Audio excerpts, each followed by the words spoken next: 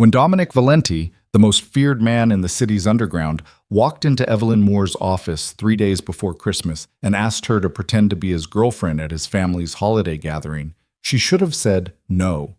She should have walked away from the cold calculation in his eyes, the dangerous edge in his voice, the absolute certainty that she would agree.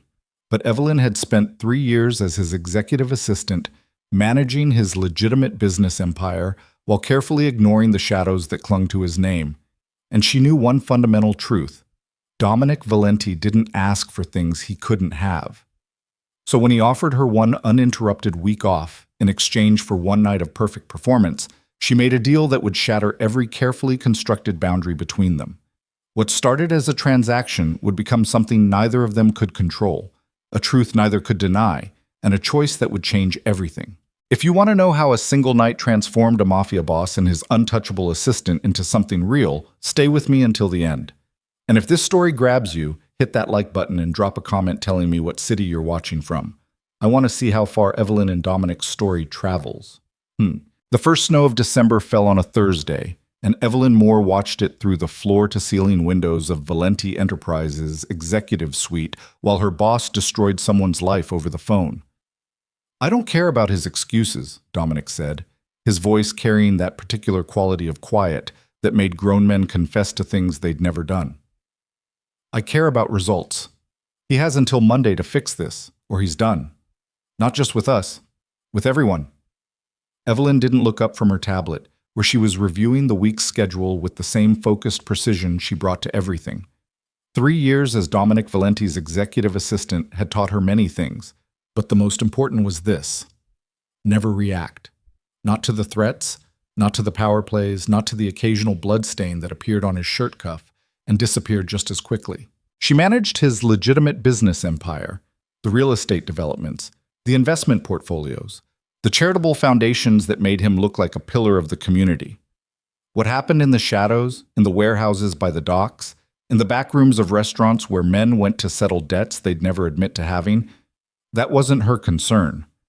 Or so she told herself every morning when she stepped into this office and became the perfectly competent, perfectly distant, perfectly professional Ms. Moore. "That's all," Dominic said, ending the call with the same abruptness he brought to everything. Then, after a pause that stretched just long enough to feel deliberate, "Evelyn, my office. Now." She didn't hurry. Hurrying suggested anxiety, and anxiety suggested weakness, and weakness was something she couldn't afford around a man like Dominic Valenti. Instead, she gathered her tablet, smoothed her pencil skirt, and walked into his private office with the same calm efficiency she'd cultivated since the day he'd hired her. He stood by the windows, his back to her, hands in his pockets. The city stretched out below them, gray and white and infinite. Dominic was tall, broad-shouldered, built like someone who'd learned to fight before he learned to negotiate. His dark hair was perfectly styled, his suit perfectly tailored, everything about him calibrated to project absolute control, except for his hands. Evelyn had learned to read his hands. Right now they were tense inside his pockets, fingers flexing in a rhythm she recognized. Whatever he was about to say, he didn't like it. "Close the door," he said. She did. "Sit." "I'll stand, thank you." He turned then, and she met his gaze with the same steady composure she always did. Dominic's eyes were dark, intelligent, completely unreadable. She'd seen him charm investors, intimidate rivals, and silence entire rooms with a single look. She'd also seen him, once, only once, smile with genuine amusement at something she'd said about a particularly incompetent contractor. That moment had been dangerous. She'd made sure never to repeat it. "I need you to do something for me," he said. "Something outside your usual responsibilities." "I'm listening." "My family has a Christmas gathering every year. Big event? Everyone's there, from my grandfather down to the newest grandchild. It's tradition, obligation, all the things that matter to people like us." Evelyn waited. Dominic didn't do small talk, which meant this was leading somewhere specific. "There are rumors," he continued, each word carefully chosen, "about my personal life, about why I'm always alone at these events. Some people think it makes me look weak, unstable, like I can't maintain relationships because I'm too volatile, too dangerous, too unpredictable. Are you? She asked before she could stop herself. His mouth curved, not quite a smile. What do you think? I think you're the most controlled person I've ever met. I think you don't do anything without calculating the outcome first. And I think that whatever you're about to ask me is something you've already determined I'll agree to. Smart girl. Not a girl. I'm 28. Smart woman, then. He moved away from the window, closer to where she stood, and Evelyn forced herself not to step back. I need someone to attend the gathering with me, as my girlfriend. Someone credible. Someone my family will believe is actually with me. Someone who won't embarrass me or herself. The words landed like stones in still water, ripples spreading outward into implications Evelyn immediately tried to ignore. You want me to pretend to be your girlfriend, she said, keeping her voice level. At a family Christmas gathering. Yes. Why me? Because you're smart, composed, and you already know how to handle me better than most people. Because my family won't question it. They've seen you in photos from charity events. They know you work closely with me. The transition from professional to personal will seem natural. He paused. And because I trust you not to make this more complicated than it needs to be.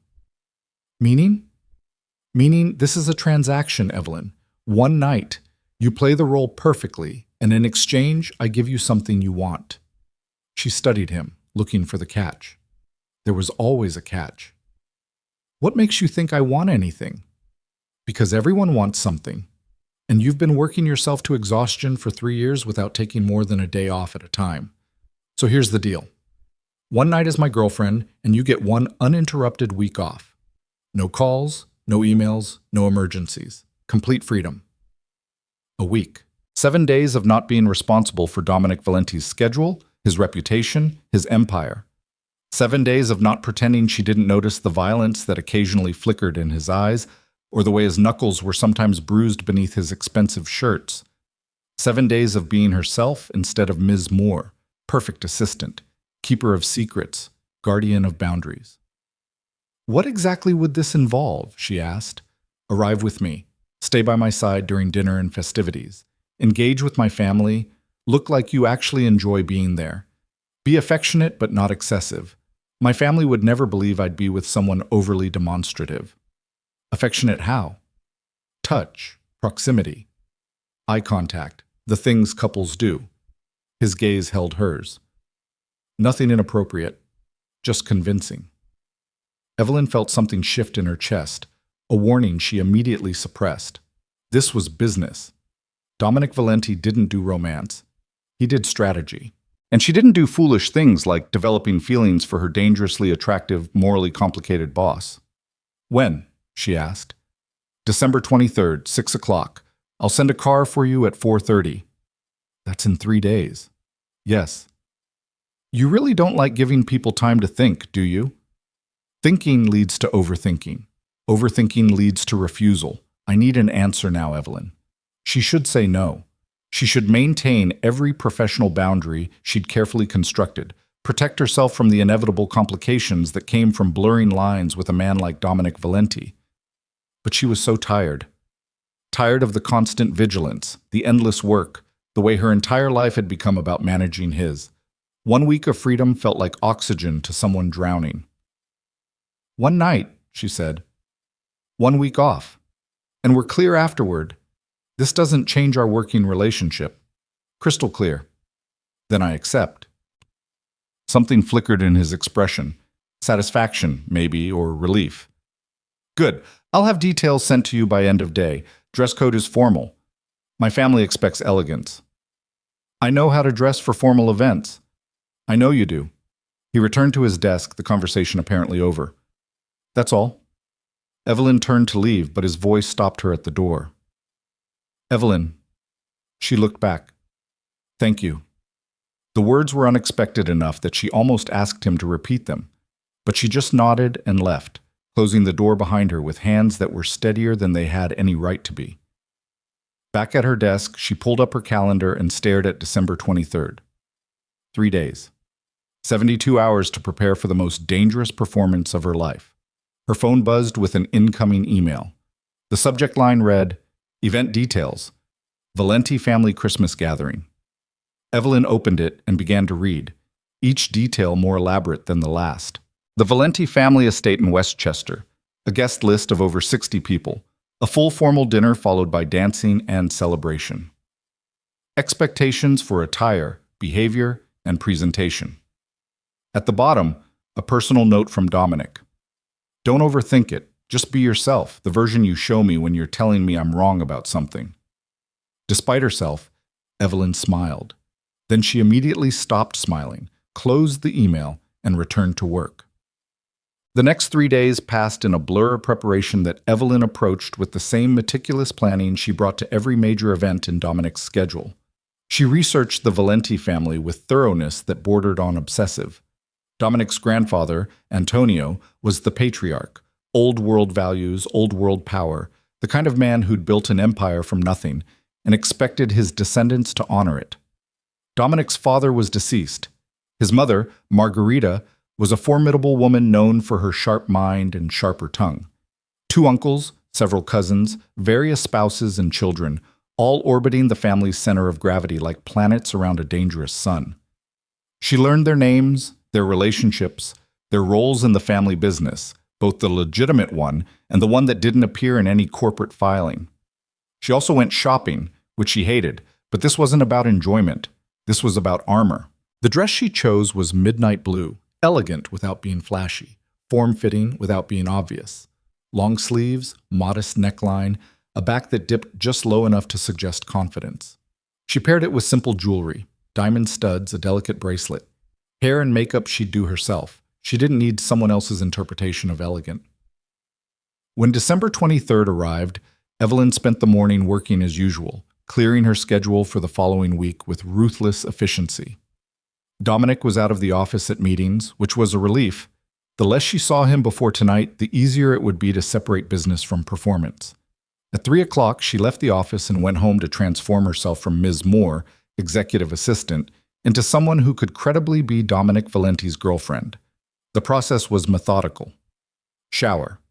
Hair styled in soft waves that fell past her shoulders, professional but softer than her usual sleek bun. Makeup applied with precision, eyes defined, lips colored a rich wine red, skin flawless.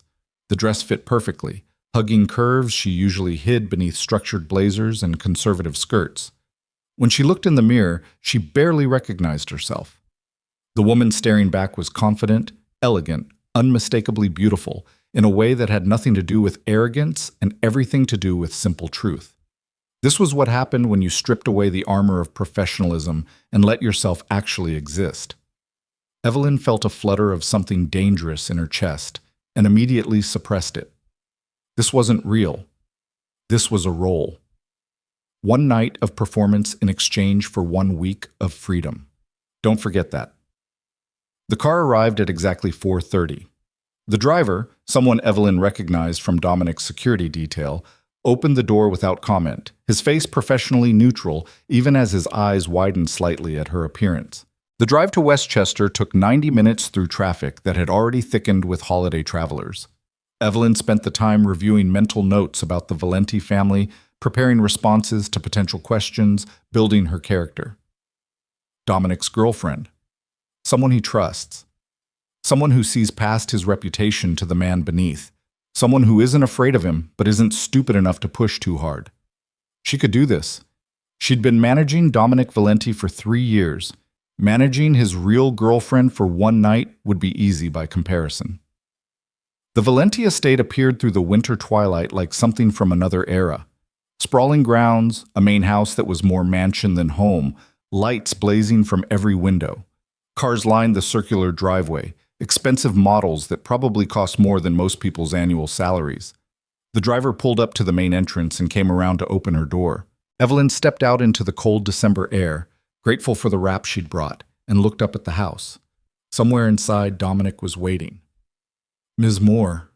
She turned to find him descending the front steps, and for a moment, just 1 moment, she forgot to breathe. Dominic in a business suit was impressive. Dominic in formal evening wear was devastating. The tuxedo fit him perfectly, emphasizing the breadth of his shoulders, the lean strength of his build. His dark hair was styled with casual precision, his jaw clean-shaven, his eyes fixed on her with an intensity that made her pulse jump. He stopped in front of her, and Evelyn watched something shift in his expression.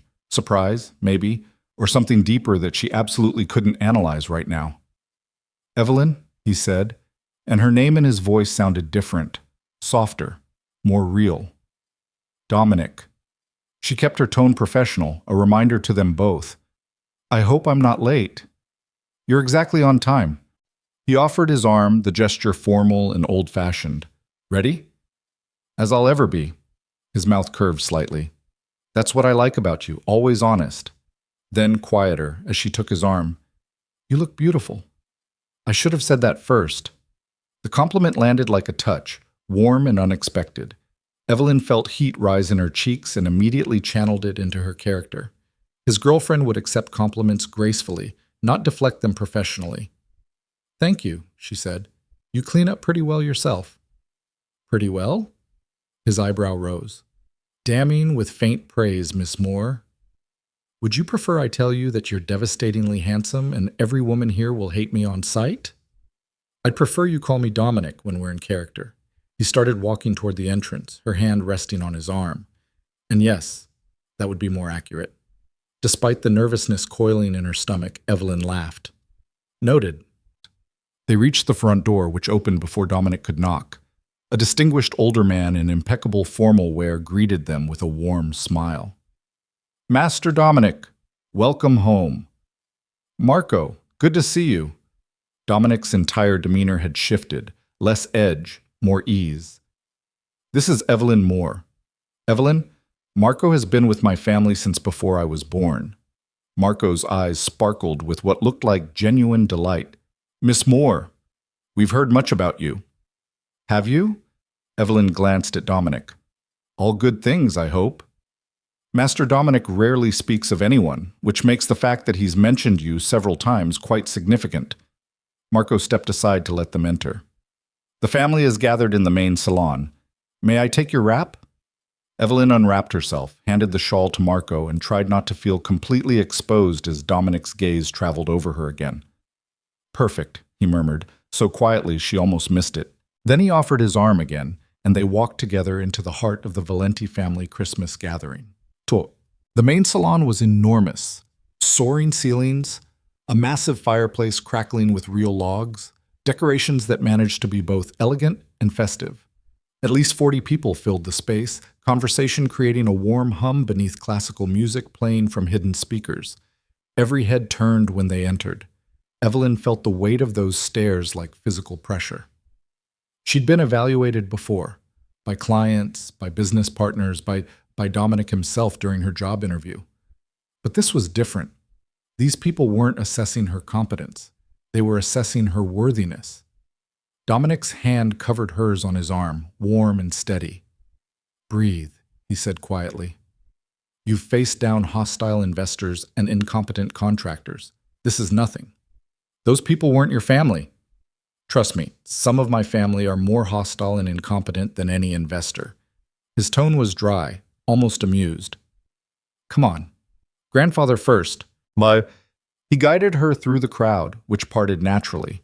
People greeted Dominic with varying degrees of warmth, some genuine, some calculated, all respectful. Evelyn caught fragments of conversation, curious glances, whispered questions. "Didn't know he was seeing anyone." Where did he find her?" About time, honestly."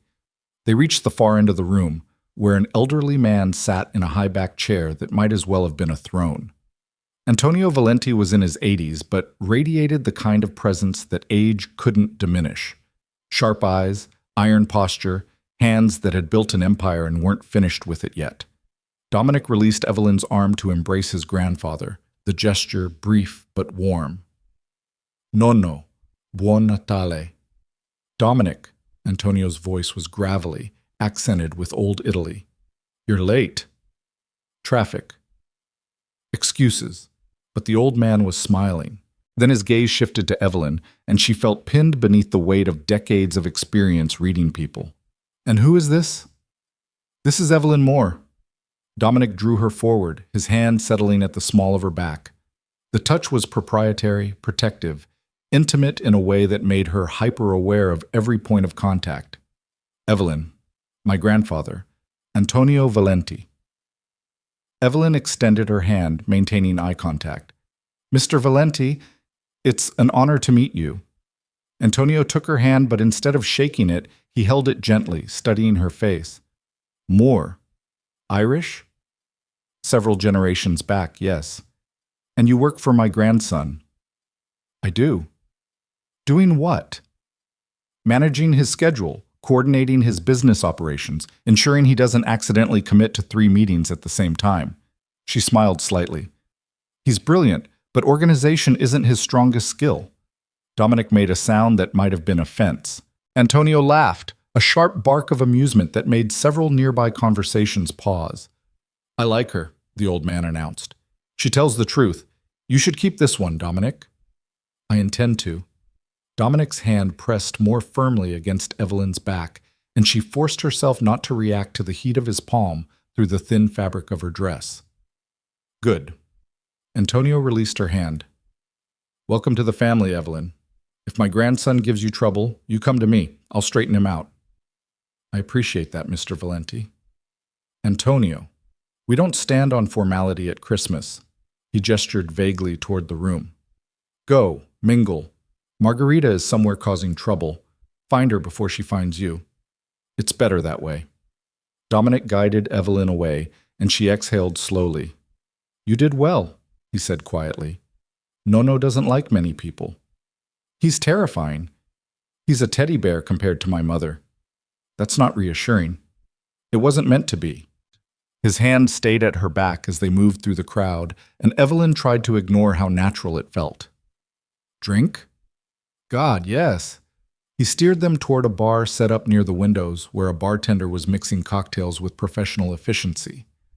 Dominic ordered wine for both of them, something red and probably expensive, and handed her a glass.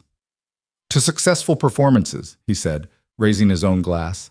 Evelyn touched hers to his. To one night. One night, he agreed. They drank, and Evelyn tried to focus on the wine instead of the way Dominic was looking at her, like she was something unexpected, something he hadn't quite calculated for. Dominic, there you are. A woman appeared beside them, beautiful in that effortless way some people managed, her designer dress perfectly showcasing her figure. She kissed Dominic on both cheeks, then turned assessing eyes on Evelyn. And you must be the mysterious girlfriend we've heard absolutely nothing about until 2 days ago. Evelyn Moore. Evelyn offered her hand. And you are? Gabriella Valenti, Dominic's cousin.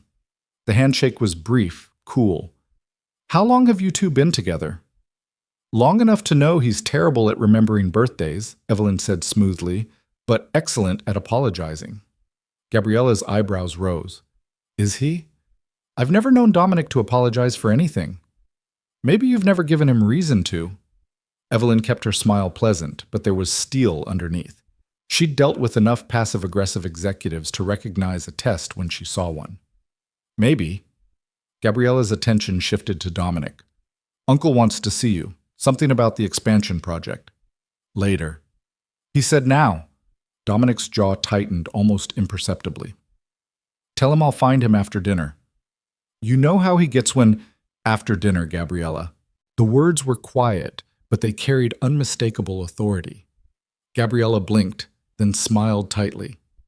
Of course. I'll let him know. She glanced at Evelyn again. Nice to meet you. Likewise. When Gabriella disappeared back into the crowd, Evelyn took another sip of wine. She doesn't like me. She doesn't like anyone who might have influence with me. Gabriella's been trying to position herself as my second-in-command for years. And she's competent but overly ambitious. I don't trust people who want power more than they want to be useful. He studied Evelyn. You've never asked for anything beyond fair compensation and time off. That's rare. Maybe I just know my limits. Or maybe you're smarter than most people I know. Before Evelyn could respond, an older woman materialized beside them, elegant and sharp-eyed, wearing pearls that probably cost more than a car. Dominic, introduce me. Dominic straightened almost imperceptibly. Mama, this is Evelyn Moore. Evelyn, my mother. Margarita Valenti. Margarita's gaze was surgical in its precision, taking in every detail of Evelyn's appearance, posture, expression. Evelyn, what a lovely dress. Thank you, Mrs. Valenti. Margarita, please. She sipped her own wine, never breaking eye contact. How did you meet my son? I work for him. I've been his executive assistant for 3 years. 3 years? Margarita's tone suggested she was calculating something. And you've been romantically involved for how long?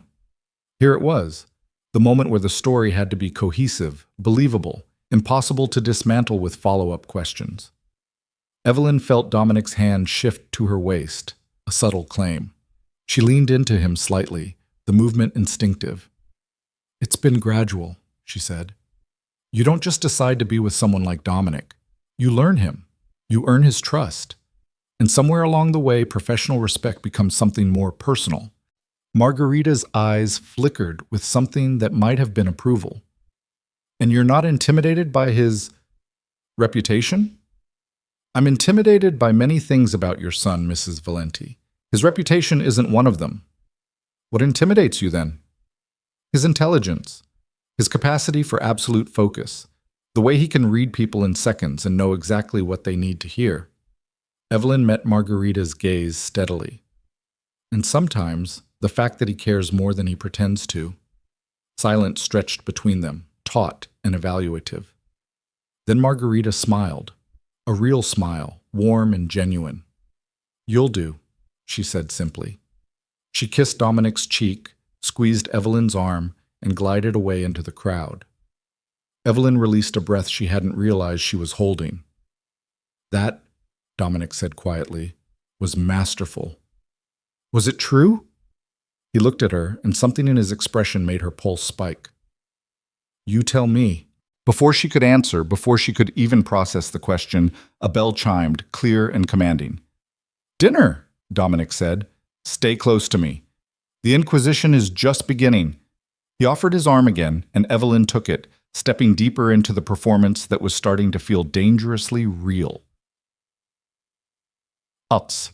To be continued. Dinner was served in a formal dining room that could have hosted a state function. The table stretched impossibly long, set with china that probably had its own insurance policy and silverware that gleamed under the light of 3 crystal chandeliers. Place cards guided guests to their seats with the precision of a military operation, and Evelyn found herself positioned directly beside Dominic, exactly where a girlfriend should be. Across from them sat Dominic's uncle Lorenzo and his wife, Bianca. 2 seats down, Gabriella watched with barely concealed interest. Antonio presided at the head of the table, Margarita at the foot, and between them sat the entire Valenti dynasty in varying degrees of curiosity and suspicion.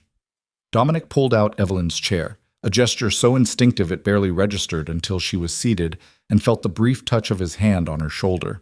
Then he took his own seat, close enough that their arms nearly touched, and the first course appeared as if summoned by invisible forces.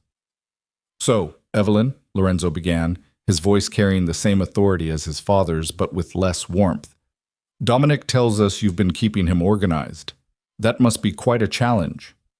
It has its moments, Evelyn replied, accepting wine from a server who moved with ghost-like efficiency. But I enjoy complex problems.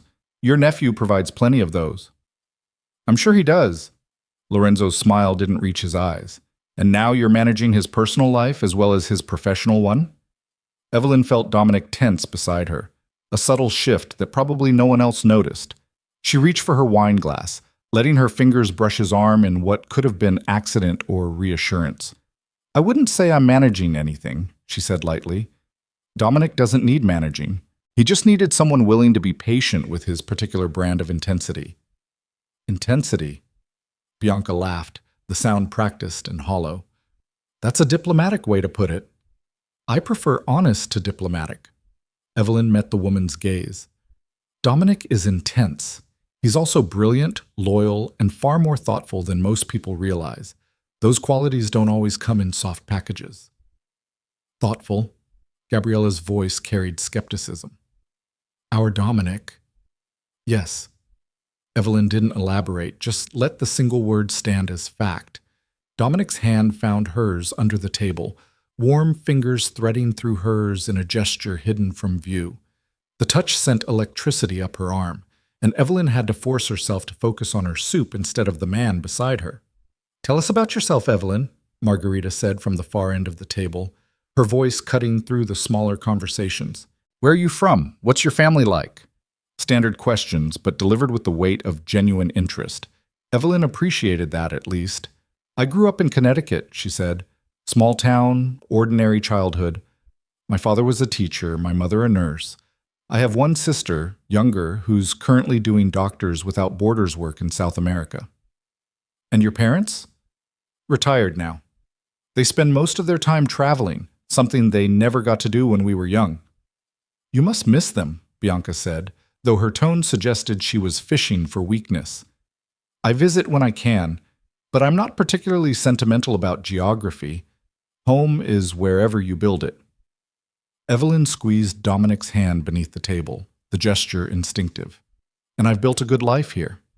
"In New York?" "In the work I do. The people I choose to invest my time in." She glanced at Dominic, found him already watching her with an expression she couldn't quite read. "Quality matters more than quantity." "Spoken like someone who's never had family obligations," Lorenzo said, an edge creeping into his voice.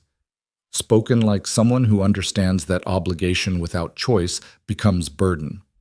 Evelyn kept her tone pleasant, but there was steel underneath. "I choose the commitments I make. That makes them stronger, not weaker." Silence rippled outward from her words. Then Antonio laughed, sharp and approving. "I told you I liked her, Dominic. She has spine." "I'm aware, Nono." Dominic's thumb traced circles on the back of Evelyn's hand, and she wondered if he knew he was doing it or if the touch had become automatic. "It's one of her more dangerous qualities." "Dangerous how?" Evelyn turned to look at him directly, challenge in her eyes. "You make people tell the truth even when they'd prefer not to. That's always dangerous." "Only to people with something to hide." His smile was brief, genuine, private. "Exactly." The servers cleared the first course and brought the second, something elaborate with duck and glazed vegetables that probably required culinary training to properly appreciate.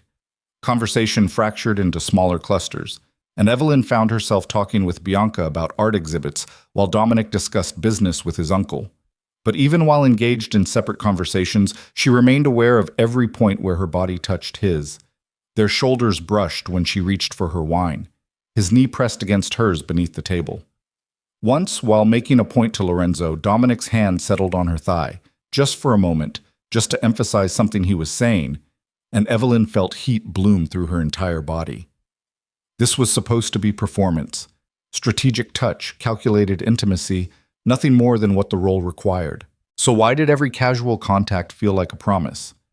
"You're good at this," Gabriella said during a lull in conversation, leaning forward so her voice wouldn't carry. "Playing the part, I mean." Evelyn met her gaze steadily. "What makes you think I'm playing?"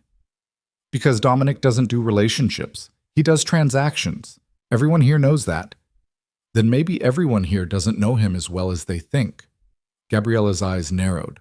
"Or maybe you're exactly what you appear to be, an employee who's very good at her job." Before Evelyn could respond, Dominic's arm settled around the back of her chair, his fingers brushing her shoulder in a gesture that was pure possessive claim. "Gabriella," he said quietly, his tone pleasant and absolutely lethal. "If you have questions about my relationship with Evelyn, ask me directly. Otherwise, find someone else to interrogate." Color rose in Gabriella's cheeks. I know what you were doing. Stop." The single word carried enough weight to end the conversation. Gabriella turned her attention back to her plate, and Dominic's fingers traced a gentle path along Evelyn's shoulder. Apology and reassurance in one unconscious gesture. "You didn't have to do that," Evelyn murmured. "Yes, I did." His voice was low enough that only she could hear. "No one questions you. Not here. Not tonight." "Protective?" "Always." The word hung between them, heavier than it should have been. Dinner continued through multiple courses, each more elaborate than the last. Evelyn navigated conversations with practiced ease, fielding questions about her work, her interests, her intentions with their beloved Dominic. Some questions were genuine, others calculated to trip her up. She answered them all with the same calm competence she brought to managing hostile board meetings. But beneath the performance, something else was building. Every time Dominic touched her, to emphasize a point, to guide her attention, to simply maintain contact, the distinction between role and reality blurred a little more. Every time she caught him watching her with that particular intensity in his dark eyes, she felt the careful boundaries she'd constructed start to fracture. By the time dessert arrived, something involving chocolate and gold leaf that was almost too beautiful to eat, Evelyn was exhausted from the dual effort of charming Dominic's family and pretending her awareness of him wasn't slowly driving her insane. "You're doing beautifully," he said quietly, leaning close enough that his breath stirred her hair. "I know this is a lot. I've handled worse. Name one thing worse than dinner with my entire family." She considered. "That time you had me negotiate with the contractor who'd stolen $2 million in materials and thought charm would save him." Dominic laughed, the sound genuine and unexpected. "Fair point, though in my defense, I did warn you he was an idiot. You said he was creatively challenged with ethics. That's not the same as idiot. It is in my vocabulary." Their eyes met, and for a moment, just one moment, everything else fell away. No family watching, no performance to maintain, no transaction to complete. Just two people who knew each other better than most, seeing past all the carefully constructed defenses to something real underneath. Then Margarita stood, breaking the spell. "Shall we retire to the salon for coffee and cordials? The young people can dance if they'd like. We've had the music room prepared." The assembly rose with the coordinated efficiency of people accustomed to family rituals. Dominic offered Evelyn his hand, pulling her to her feet with easy strength. "Dancing?" she asked as they followed the general migration toward the salon. "Family tradition. Everyone pretends to be festive while actually conducting business conversations and gathering intelligence." His hand settled at her waist, guiding her through the crowd. "You can sit it out if you want." "And miss the opportunity to see you dance? Absolutely not." "I should warn you, I'm terrible at it." "Somehow I doubt that." "Evelyn?" He stopped in the hallway between dining room and salon, turning to face her directly. "I'm serious. I'm about to embarrass both of us on that dance floor." She studied him, looking for signs of humor, and found only honest discomfort. Dominic Valenti, who faced down criminal rivals and hostile takeovers without flinching, was nervous about dancing. Something warm unfurled in her chest. "Then I'll lead," she said simply. His eyebrows rose. "You know how?" "My mother insisted on ballroom lessons when I was 15. I hated every minute, but I learned." She took his hand, lacing their fingers together. "Trust me?" Dominic looked at their joined hands, then at her face, and something shifted in his expression. Surprise, and something deeper, something that made her pulse spike. "Yes," he said finally. "I do." The music room had been transformed into an elegant dance floor, complete with live quartet playing soft classical pieces.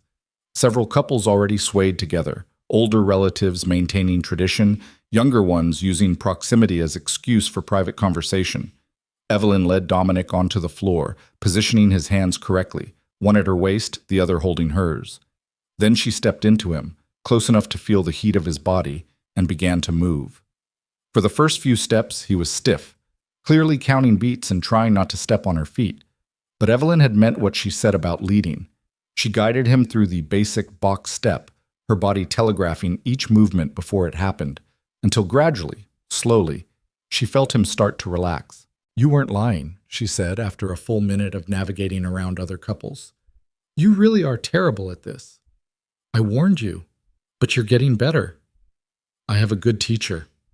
His hand tightened at her waist, pulling her fractionally closer. "Among other qualities. Such as? Patience, stubbornness, the ability to make me do things I'd normally refuse. Like dance at family gatherings? Like a lot of things." His voice had gone quiet, almost serious.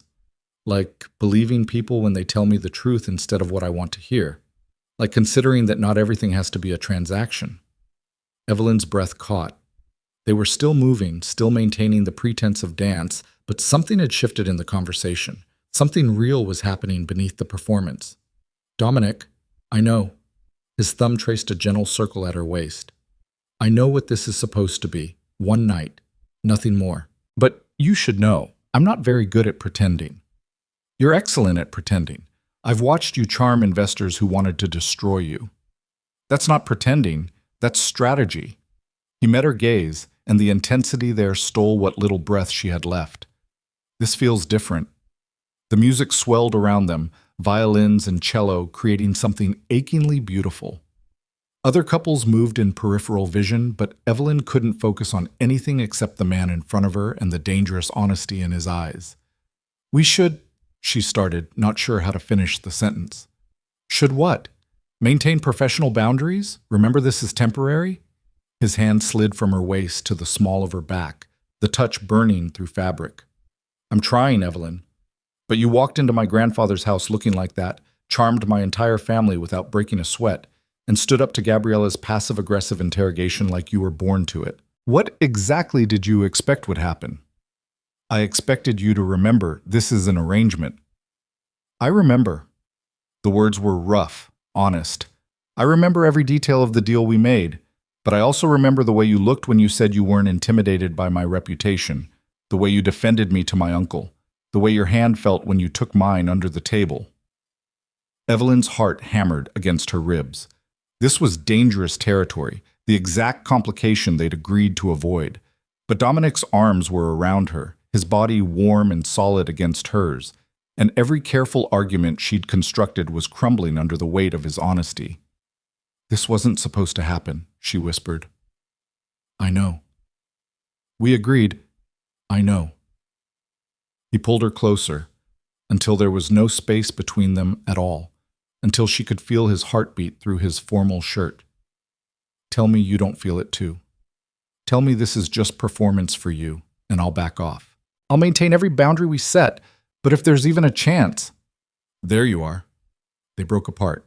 Not quickly, but with obvious reluctance, as Lorenzo approached with a younger man Evelyn didn't recognize. Uncle! Dominic's voice had gone carefully neutral, but his hand stayed at Evelyn's waist. Is something wrong? Not at all. Just wanted to introduce Evelyn to Marcus. My son, recently back from Rome. Marcus was handsome in that polished way some men achieved through expensive grooming and good genetics. He smiled at Evelyn with practiced charm, extending his hand. Evelyn, my father's told me about you. Dominic's very fortunate. Thank you. She shook his hand briefly, professionally, then stepped back into Dominic's space. But Marcus moved with them, maintaining proximity that was just friendly enough to avoid outright rudeness, but calculated enough to be deliberate. I hope my cousin's treating you well, Marcus continued. Dominic can be, intense. If you ever need someone to show you the lighter side of the family, she doesn't. Dominic's voice carried an edge that made Evelyn's pulse spike. Evelyn's perfectly content with intensity. I'm sure she is. Marcus's smile never wavered. But everyone needs balance. Maybe I could show you around the estate tomorrow? The gardens are beautiful, even in winter. Evelyn felt Dominic tense beside her, recognized the subtle shift in his posture that meant violence was being carefully restrained. She put her hand on his chest, ostensibly casual, actually restraining. That's kind of you, Marcus, she said smoothly. But I'm afraid Dominic and I have plans tomorrow. Perhaps another time. Of course. Marcus's gaze flicked to Dominic, something challenging in his expression. Cousin, you should bring her to the summer gathering. I'd love to get to know her better. We'll see. Dominic's arm tightened around Evelyn's waist, the gesture pure possession. If you'll excuse us, I'd like to finish this dance. He guided her away before Marcus could respond, moving them to the far side of the dance floor where shadows offered marginal privacy. That was, Evelyn started, deliberate. Dominic's jaw was tight, his eyes dark with something that looked like fury and felt like jealousy. Marcus has been trying to undermine my position in the family for years. Flirting with you is just his latest strategy. He wasn't flirting, he was being friendly. He was testing boundaries, seeing if he could get a reaction. His hand slid up her back, fingers spreading possessively. He got one. Dominic. Evelyn put both hands on his chest, feeling his heart pound beneath her palms. You need to calm down. I am calm. You're about 3 seconds from punching your cousin at your family's Christmas gathering. He touched you. He shook my hand. He looked at you like... Dominic stopped, exhaling hard, like he had any right to. Right. Like you weren't already... He cut himself off, but the unfinished sentence hung between them, heavy with implication. Already his. That's what he'd almost said. Evelyn should have corrected him, should have reminded him this was performance, that she wasn't actually his anything, that Marcus could look at her however he wanted because there was nothing real to violate. Instead, she stepped closer until her body was flush against Dominic's and looked up into his dark eyes. Dance with me, she said quietly. Forget Marcus. Forget everyone watching. Just dance with me. For a moment, he didn't move. Then his arms came around her, one hand at her waist, the other finding hers, and they began to move again. This time, he didn't count steps. He just held her, swaying to music that had gone soft and intimate, and Evelyn let herself sink into the warmth of his embrace. I'm sorry, he said after a long moment. I overreacted. You were jealous. Yes. No deflection, no excuse. I was. That's not part of the arrangement. I know. His thumb traced patterns on her lower back. But apparently my ability to maintain professional boundaries around you has limits. Apparently so does mine. He pulled back just enough to see her face, and Evelyn watched comprehension dawn in his expression. Evelyn? We're both in trouble here, aren't we? She tried to smile, but it felt fragile. This was supposed to be simple. Nothing about you is simple. His hand came up to cup her face, thumb brushing her cheekbone in a touch that was pure tenderness. You're brilliant and brave, and you see through every defense I've ever built. How the hell was I supposed to keep this professional? By remembering it's temporary. Is it? The question was soft, devastating. Because it doesn't feel temporary. It feels like the realest thing I've had in years. Evelyn's eyes burned with something that might have been tears or might have been panic. This wasn't supposed to happen. They had rules, boundaries, clear agreements about what this was and wasn't. But standing in Dominic's arms, surrounded by his family, playing a role that had stopped feeling like pretense somewhere between the main course and dessert, she couldn't remember why those boundaries had seemed so important. I don't know what to do with this, she admitted. Neither do I. He pressed his forehead to hers, the gesture achingly intimate. But we have to figure it out eventually. After tonight? After tonight. His breath stirred her hair. When we're not performing. When there's no family watching, no expectations to meet. Just us, being honest about what this is. And what is it? Dominic pulled back enough to meet her eyes, and Evelyn saw everything she felt reflected in his gaze, want and fear and dangerous hope. I don't know yet, he said, but I think, Dominic, there you are. An older woman Evelyn didn't recognize appeared beside them, beaming with wine-flushed affection. You must bring this lovely girl to meet Sophia. She's been asking about you all evening. Dominic's expression shifted back to polite neutrality so quickly Evelyn almost missed it. Aunt Teresa, of course. He offered Evelyn his arm, and she took it, letting herself be led back into the performance even as her heart continued to race from everything left unsaid. The rest of the evening passed in a blur of introductions and conversations, each interaction requiring careful navigation between honesty and strategy. Evelyn met cousins and uncles and family friends, fielded questions about her intentions and her background, accepted compliments and deflected subtle interrogations with practiced ease. Through it all, Dominic stayed close. Not hovering, he was too controlled for that, but present. His hand at her back when they moved between groups, his arm around her waist when they stood talking, his fingers laced with hers when they sat on a sofa listening to Antonio tell stories about the old country. Every touch reinforced what they'd admitted on the dance floor. This had stopped being performance somewhere along the way. By the time people began making their departures, bundling into coats, calling for cars, exchanging embraces and promises to see each other soon, Evelyn was exhausted from the effort of maintaining composure, while her entire understanding of her relationship with Dominic underwent seismic shift. "Stay a bit longer," Margarita said when Evelyn moved toward the entrance hall. "Have coffee with the family. The young people have all left. It's just us old-timers now." Evelyn glanced at Dominic, who nodded slightly. "We'd love to."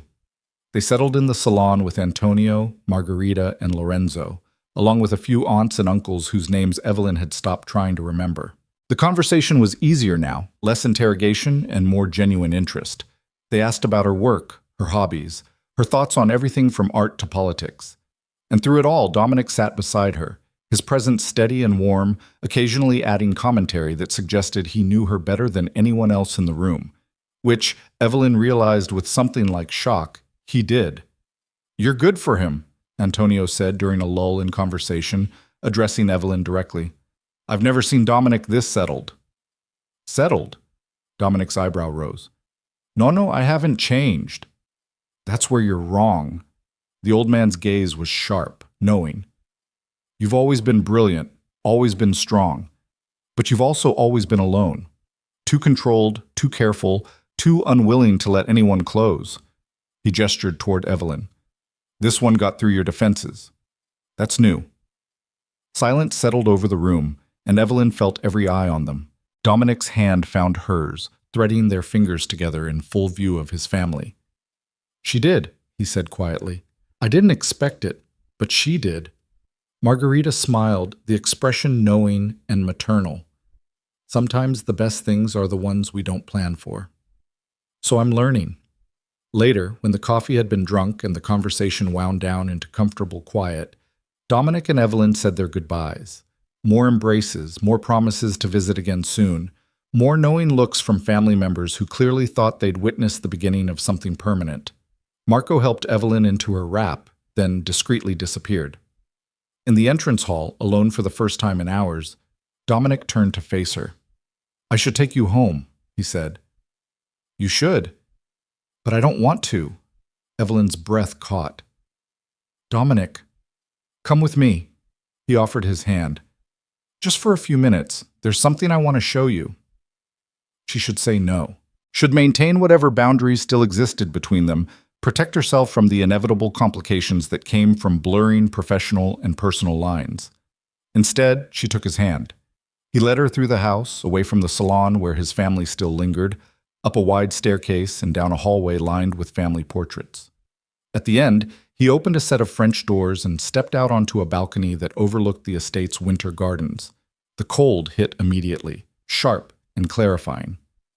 Evelyn pulled her wrap tighter, but before she could shiver, Dominic shrugged out of his tuxedo jacket and draped it around her shoulders. "You'll freeze," she protested. "I'll survive." He moved to stand beside her at the railing, close enough that their arms touched. "I used to come out here when I was younger, when family gatherings got to be too much." "Needed escape routes even then?" "Always." He looked out at the gardens where moonlight turned snow into something magical.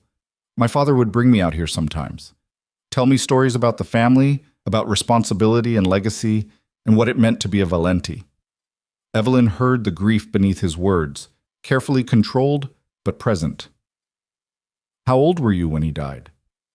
17. Car accident. At least that's what the official report said. And unofficially? Unofficially, he made enemies in the wrong places. Someone decided to send a message. Dominic's jaw tightened. "That's when I learned that power without control is just violence waiting to happen." "Is that why you're so careful? So controlled?" "It's why I refuse to let emotion dictate decisions. Why I calculate outcomes before acting. Why I—" He stopped, turned to face her fully. "Why I made a deal with you instead of just asking you to attend as my girlfriend. Because asking would have been personal. And personal means vulnerable." His hand came up to cup her face, thumb brushing her cheekbone. "But here's the thing I'm realizing, Evelyn. I've been vulnerable around you for a long time. I just called it something else." Her heart hammered. "What did you call it?" "Trust, respect, partnership." His other hand found her waist, pulling her closer. "But it's always been more than that. I just wasn't ready to admit it." "And now?" Now I'm standing on a balcony in the middle of winter with the most incredible woman I've ever met, trying to figure out how to tell her that this arrangement we made, this one-night deal, isn't enough anymore. Evelyn's hands came up to rest on his chest, feeling his heart pound beneath her palms. Dominic, we work together. I'm your assistant. There are so many reasons this is complicated. I know. Your family will have expectations. I know. We could ruin everything we've built professionally. I know. He leaned closer until his forehead rested against hers. But I also know that walking away from this, from you, feels impossible right now. So tell me honestly, am I alone in this? The question hung between them, crystalline in the winter air. Evelyn could lie, could maintain the boundaries they'd established, protect herself from the risk of loving a man whose world included violence and danger and complications she'd spent 3 years carefully avoiding. Or she could tell the truth. No, she whispered. You're not alone. Dominic's breath released in a rush, warm against her skin. His hands tightened on her waist, pulling her fully against him, and for a long moment they just stood there, holding each other in the cold, surrounded by the quiet beauty of winter gardens and the weight of admission. Then voices drifted from inside the house, breaking the spell. We should go back, Evelyn said reluctantly. We should. But he didn't move, didn't release her. Evelyn, what happens after tonight? I don't know. We talk. We figure out what this is, what it can be. She pulled back enough to see his face. But right now, we're still performing. Your family's still watching. Let's finish the night the way we started it, together, but aware of what's real and what's not. And later? Later, we'll be honest. No performance, no arrangement, just two people trying to figure out if what they feel is worth the complications. Dominic studied her face, and Evelyn watched something shift in his expression. Acceptance, maybe, or determination. All right, he said finally. But Evelyn? Yes? I already know it's worth it. The question is whether you agree. Before she could respond, he took her hand and led her back inside, back to the warmth and light, and the family that had accepted her more easily than she'd ever expected. But as they descended the stairs together, Evelyn's mind was racing with everything that had changed in the span of one evening. Everything that would need to be addressed once the performance ended and reality returned. She'd agreed to one night as Dominic Valenti's fake girlfriend. She hadn't agreed to actually fall for him. But somewhere between dinner and dancing, between jealous reactions and honest confessions, that's exactly what had happened. And as Dominic's hand tightened around hers, she realized he'd fallen too. They rejoined the family in the salon, where the gathering had thinned to only the closest relatives. Antonio dozed in his chair, a blanket across his lap, while Margarita held court with two of Dominic's aunts. The conversation paused when they entered, and Evelyn felt the weight of knowing eyes assessing them both. There you are, Margarita said, her smile suggesting she knew exactly where they'd been and what might have transpired. We were beginning to think you'd slipped away entirely. Just showing Evelyn the gardens, Dominic replied smoothly, his hand still warm around hers. She mentioned wanting to see the estate. In December? At night? One of the aunts, Francesca, Evelyn remembered, laughed. That's very romantic. It's beautiful, Evelyn said, deflecting with honesty. The moonlight on the snow is incredible. Almost as incredible as watching my grandson actually smile for once. Margarita's gaze was sharp, maternal, entirely too perceptive. Evelyn, you're doing something right. I haven't seen him this relaxed in years. Dominic's thumb traced circles on the back of Evelyn's hand, a gesture so natural she doubted he was aware of it. That's because I'm usually at these gatherings alone, fielding questions about why I'm still single and when I'm going to provide you with great-grandchildren. And now those questions are answered. Antonio's voice was gravelly with sleep, but his eyes were sharp when they opened. Or at least postponed. Evelyn, will you come back for Easter? Margarita makes traditional pastiera that's worth the trip alone. The question was casual, the invitation genuine, but Evelyn felt the weight of assumption behind it. They thought this was real. They thought she and Dominic were building something permanent. She glanced at Dominic, found him already watching her with an intensity that made her pulse spike. I'd love to, she heard herself say, and watched something like relief cross his features. Settled then. Antonio closed his eyes again. Dominic, take this girl home. She's been gracious enough to endure us for hours. Don't abuse her patience. Dominic kissed his grandfather's weathered cheek, embraced his mother, and made their farewells to the remaining family with efficiency that suggested long practice. Then his hand was at the small of Evelyn's back, guiding her toward the entrance hall where Marco already had their coats ready. The drive back to the city was quiet, the kind of silence that felt full rather than empty. Evelyn sat beside Dominic in the back of the town car, acutely aware of every point where their bodies touched, his thigh against hers, his arm resting behind her shoulders, his hand occasionally finding hers in the darkness. You were perfect tonight, he said finally, his voice low enough that the driver wouldn't hear. Better than I had any right to expect.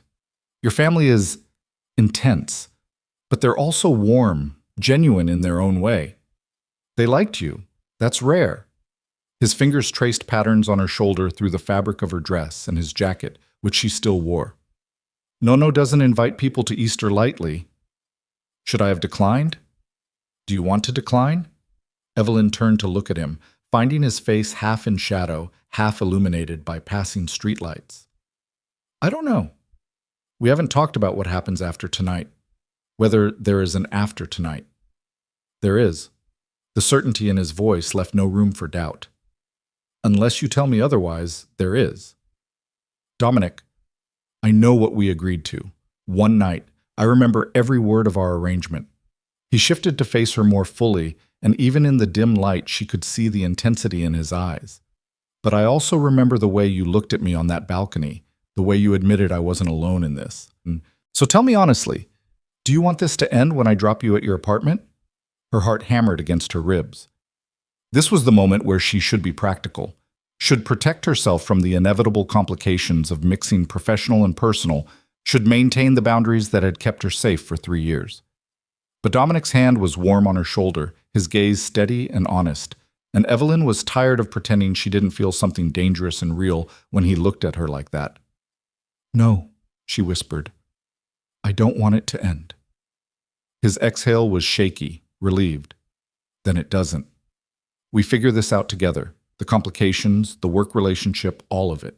But we do it honestly, without pretending this is just professional convenience. People will talk, at the office, in your world. Let them. His hand came up to cup her face, thumb brushing her cheekbone. Evelyn, I've spent my entire adult life calculating risks and managing perceptions.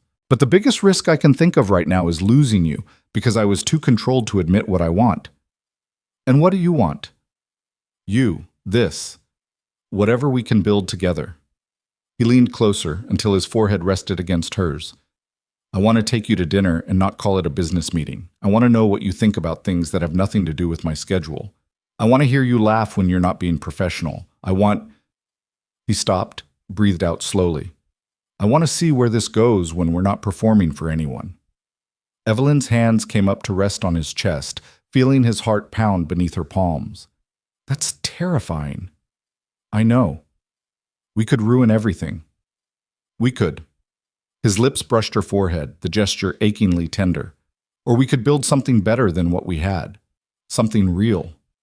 The car slowed, pulling up to Evelyn's building in the quiet hours before midnight. The driver put it in park but didn't move, giving them privacy. Dominic pulled back enough to see her face, and Evelyn watched him struggle with something, control warring with desire, calculation fighting with instinct. I should let you go, he said finally. Let you get some sleep. Have time to think about this without me sitting here pushing for answers. That's very considerate. I'm trying. His hand slid to the back of her neck, fingers tangling in her hair. But I'm also about 3 seconds from kissing you, and I don't want our first real kiss to happen in the back of a car where I can't take my time. Heat flooded through Evelyn's body, her breath catching. Our first real kiss? Everything before this was performance, strategy. His thumb traced her lower lip, the touch sending electricity down her spine.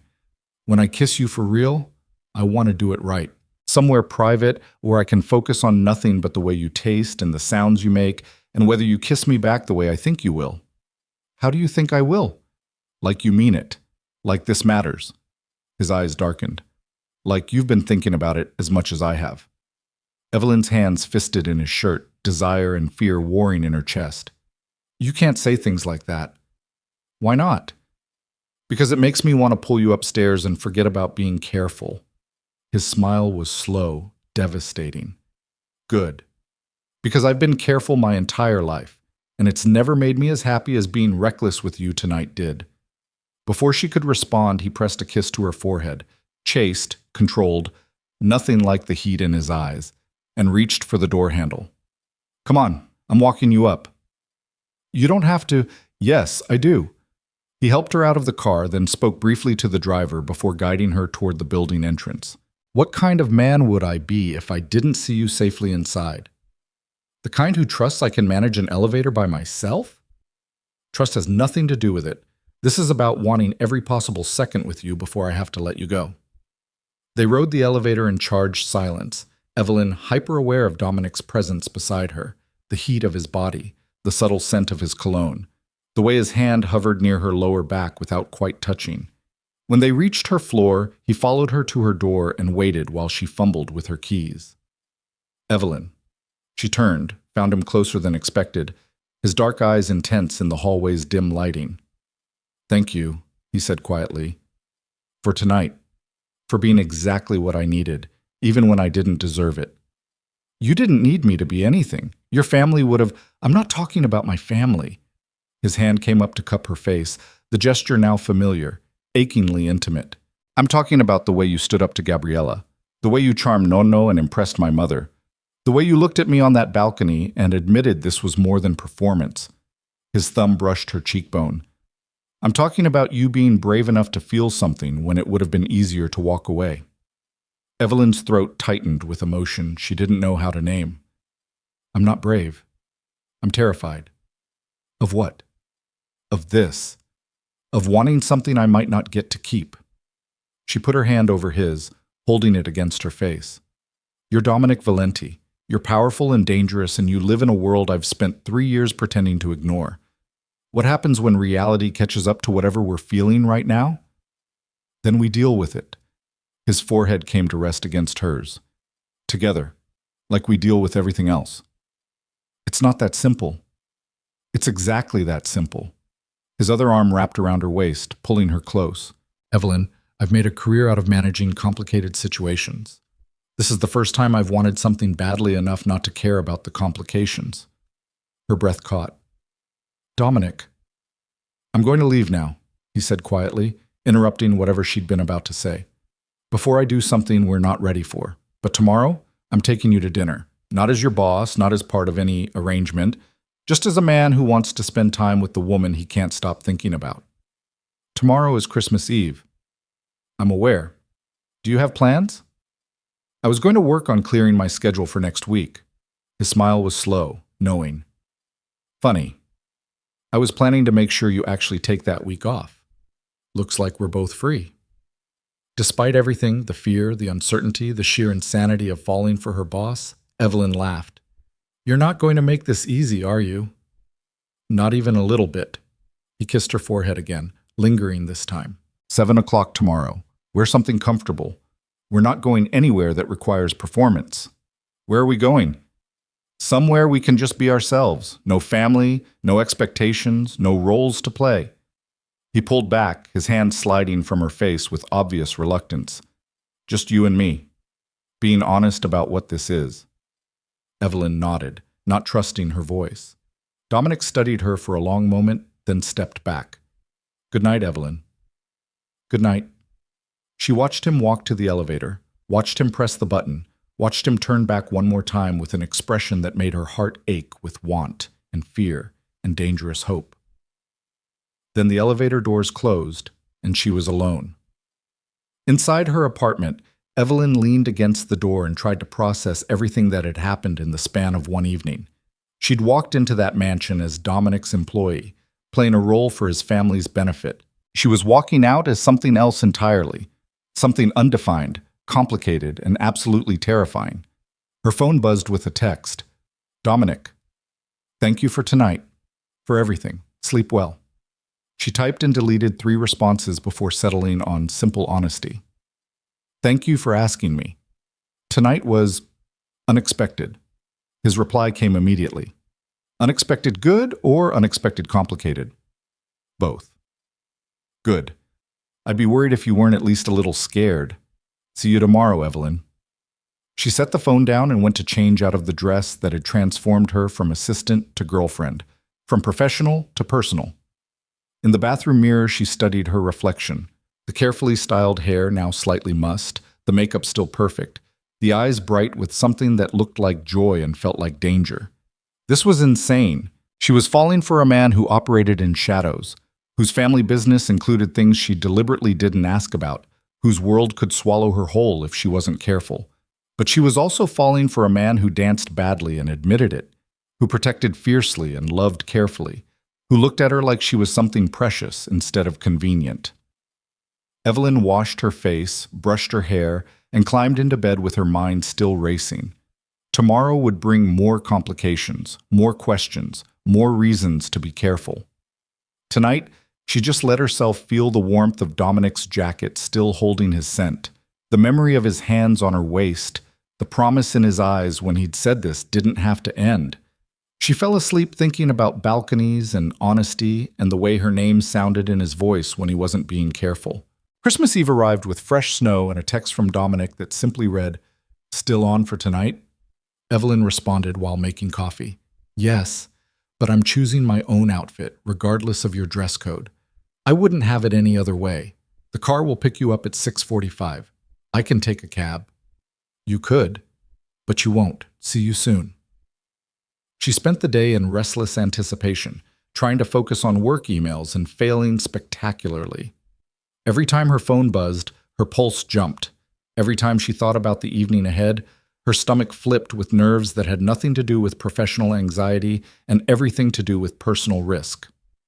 At 5 o'clock, she gave up on productivity and went to get ready. Dominic had said comfortable, so Evelyn chose dark jeans that fit perfectly, a soft cashmere sweater in deep burgundy, and boots that were stylish without being impractical. She left her hair down in the waves she'd worn the night before, applied minimal makeup, and studied her reflection with critical eyes. This was her. Not the polished professional Miss Moore, not the elegant girlfriend from last night, just Evelyn. If Dominic wanted honesty, this was what it looked like. The car arrived exactly on time. The same driver as before greeted her with a slight smile and opened the door to reveal Dominic already waiting inside. He'd taken his own advice about comfortable, dark jeans, a charcoal sweater that emphasized his shoulders, leather jacket. His hair was slightly less styled than usual, and without the formal wear he looked younger, more approachable, devastatingly attractive in an entirely different way. "Hi," she said, sliding in beside him. "Hi." His eyes traveled over her, warm with appreciation. "You look beautiful." "You said comfortable. And you made comfortable look like art." He reached for her hand, lacing their fingers together with ease that suggested the gesture had already become habit. "Thank you for saying yes to tonight. Did you think I'd say no?" "I hoped you wouldn't, but I know you're smart enough to have second thoughts about getting involved with your boss." Evelyn squeezed his hand. "I'm having about 50 thoughts simultaneously. Second thoughts are definitely in the mix, but so is curiosity about where you're taking me." His smile was genuine, almost boyish. "You'll see." They drove through the city as evening fell, Christmas lights transforming familiar streets into something magical. Evelyn watched the scenery change from her neighborhood to areas she didn't recognize, until finally the car pulled up to a small Italian restaurant tucked into a quiet side street in Brooklyn. "Here?" she asked, surprised. She'd expected something upscale, exclusive, the kind of place where Dominic Valenti would be recognized and catered to. "Here." He helped her out of the car. "This place has been family-owned for 60 years. No one knows me here. No one will care who I am. And the food is better than anything you'll find in Manhattan. I thought we could use anonymous." The restaurant was tiny. Maybe 10 tables, warm lighting, the smell of garlic and tomatoes and fresh bread filling the air. An older woman greeted them at the door with the kind of warm suspicion reserved for new customers. "Two?" she asked in accented English. "Please," Dominic said. Somewhere quiet, if possible. She studied them both, then smiled. You want privacy for romance. I understand. Come. She led them to a corner table, partially hidden by a wooden screen and trailing plants. Menus appeared, along with water and bread, and a promise that the specials tonight were exceptional. When they were alone, Evelyn looked across the table at Dominic and felt something shift in her chest. This was real. This was happening. This was them without armor or performance. You planned this carefully, she said. I wanted somewhere we could talk without interruption, where you wouldn't feel like you had to perform or impress anyone. He reached across the table for her hand. I want to know you, Evelyn. Not Miss Moore, competent assistant. Not the woman who charmed my family last night. Just you. That's a dangerous request. You might not like what you find.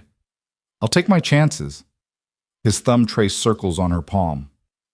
Tell me something I don't know, something you've never mentioned in 3 years of working together. Evelyn considered, then smiled. I hate efficiency for its own sake. All those systems I've built for managing your schedule, they drive me crazy. I'd rather things be messy and real than perfectly organized and sterile. His eyebrows rose. You're telling me that the woman who color codes my calendar and sends me reminders 3 days in advance actually prefers chaos? I prefer humanity. Order is just the armor I wear to function in your world. She took a sip of water. Your turn. Tell me something real. Dominic was quiet for a moment, his fingers still moving against hers. I'm afraid, he said finally. All the time. Of making the wrong choice. Of failing the people who depend on me. Of becoming the kind of man my father warned me about. All power and no conscience. Control is how I manage that fear. But with you, he paused. With you, I'm starting to think maybe control isn't the answer. The honesty in his voice made Evelyn's throat tight. What is the answer? Trust. Partnership. Letting someone else see the fear instead of hiding it behind strategy. His eyes met hers. Letting you see me. I already see you, Dominic. I've seen you for 3 years. You've seen what I let you see. The professional facade, the controlled exterior. He leaned forward. But last night, on that balcony, when I admitted I was jealous of Marcus, that was real. The way I held you while we danced, the things I said in the car, all of that was real. And it terrified me because I don't do real. I do strategic. And now? Now I'm sitting in a restaurant in Brooklyn on Christmas Eve with the woman I can't stop thinking about, trying to figure out how to be honest without scaring her away. His smile was self-deprecating. How am I doing? Better than you think. Evelyn turned her hand in his, holding on tight. I'm scared too, you know, of this, of us, of what it means to want something I could lose. But I'm also tired of pretending I don't feel it. What do you feel? Before she could answer, the owner returned with wine and a declaration that they would have the chef's special. No menu, no choices, just trust in the kitchen. Dominic agreed without hesitation, and the woman beamed before disappearing again. What do I feel? Evelyn repeated once they were alone. Like I've been waiting 3 years for you to see me as more than your assistant. Like every time you touch me, something in my chest cracks open a little more. Like this could be the best decision I've ever made, or the one that destroys everything I've built. And if it's both, then I guess we figure out how to build something new from the wreckage. His hand tightened around hers. You're braver than I am. No, I'm just better at admitting when I'm in over my head. Dinner arrived in courses. Antipasti with roasted peppers and fresh mozzarella, pasta with sauce that tasted like summer despite the winter cold, meat so tender it fell apart at the touch of a fork. They ate and talked, the conversation flowing easily now that they'd established honesty as the foundation. Evelyn told him about growing up in Connecticut, about a childhood that was ordinary in the best way, family dinners and school plays and summers at a lake house her grandparents owned. She told him about choosing business over medicine like her mother wanted, about the guilt that still surfaced sometimes when she thought about disappointed expectations. Dominic told her about the weight of legacy, about being 17 and suddenly responsible for holding together an empire built on things he couldn't quite reconcile with the man he wanted to be. He told her about late nights in his father's study, trying to make sense of ledgers that tracked both legitimate business and darker transactions. About the moment he'd decided to separate the two as much as possible, keep the legal empire clean while managing the family obligations that couldn't be abandoned. "Does it bother you?" he asked during dessert, tiramisu that was light as air and rich as sin. "What my family is. What I'm connected to." Evelyn had known this question would come eventually. She'd spent 3 years carefully not asking about the shadows in Dominic's world, not investigating too closely into the business that happened after hours. "Honestly," she set down her fork, "it terrifies me. But not because I think you're dangerous to me, because I know that world has rules I don't understand, and breaking them has consequences I can't predict. I would never let anything in that world touch you. You can't promise that. You're part of it, which means anyone close to you is potentially exposed. Then I'll make sure you're protected." His voice was hard, certain. "Whatever it takes, Evelyn. You're not collateral damage in my life." "That's not what I'm saying." She reached across the table for his hand. "I'm saying I need to understand what I'm walking into, not the details. I don't need to know about business that happens in back rooms, but the reality of being with you, of what that means for my safety, my career, my future. I need honesty about the risks." Dominic was quiet for a long moment, his jaw tight. Then he nodded slowly. "You're right. You deserve that." He took a breath. "Being with me means being part of a world that operates in gray areas. It means people will know you're important to me, which makes you either an asset or a liability depending on who's looking. It means I'll be protective in ways that might feel controlling, because the idea of you being hurt because of me is unacceptable. And it means that sometimes, not often, but sometimes, you might see things or hear things that challenge your sense of right and wrong." "Like what?" "Like violence that's necessary to prevent worse violence. Like compromises that protect innocent people at the expense of guilty ones. Like justice that happens outside courtrooms because the legal system can't or won't act." His eyes were steady on hers. "I'm not a good man by conventional standards, Evelyn, but I try to be a just one. I try to protect people who can't protect themselves, even when the methods are questionable."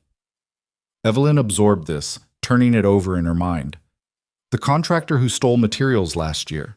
The one who disappeared after I negotiated the return of funds. He's not dead, if that's what you're asking, but he's working construction in Arizona now, and he'll never do business in New York again. And the investor who tried to force that hostile takeover of the community housing project? Also alive. Also relocated." Dominic's expression was unreadable. "I don't kill people for business disputes, Evelyn, but I do make sure they understand the consequences of their choices." "By threatening them?" "By showing them I'm willing to go further than they are to protect what matters." He paused. "Does that answer your question about risk?" She considered, her hand still in his. "It tells me you're more complicated than I thought, and that being with you means accepting that complication. Can you do that?" "I don't know yet," she admitted, "but I want to try, which is either brave or incredibly stupid." His smile was brief, real. "Probably both." He signaled for the check, which the owner waved away with insistence that tonight was on the house, for the beautiful couple on Christmas Eve. Dominic left cash anyway, far more than the meal had cost, and they stepped back out into the winter night. The car was waiting, but Dominic paused before opening the door. "Walk with me? In the snow?" "Just for a block or two. I'm not ready for tonight to end yet." They walked through Brooklyn streets transformed by Christmas lights and fresh snow, Dominic's arm around her shoulders, Evelyn's hand in the pocket of his jacket, where their fingers stayed intertwined. Music drifted from open doors, parties and celebrations, families gathered for the holiday. The world felt soft, magical, suspended in that space between Christmas Eve and Christmas morning where anything seemed possible. "I never do this," Dominic said, after they'd walked in comfortable silence for several minutes. "Just walk, without destination or purpose." "Never?" "Control requires planning. Planning requires knowing where you're going." "And right now?" "Right now, I don't care where we're going as long as you're with me." He stopped, turning to face her on a quiet corner where snow fell soft and steady. "Evelyn, I need to ask you something, and I need you to answer honestly." Her heart jumped. "All right." Last night, we both admitted this is more than professional. Tonight, we've been honest about complications and risks, but I need to know— He paused, his hand coming up to cup her face. "Is this serious for you? Because if it's not, if you're just curious or attracted or experimenting with something different, I need to know now, before I fall any harder." The vulnerability in his voice undid her.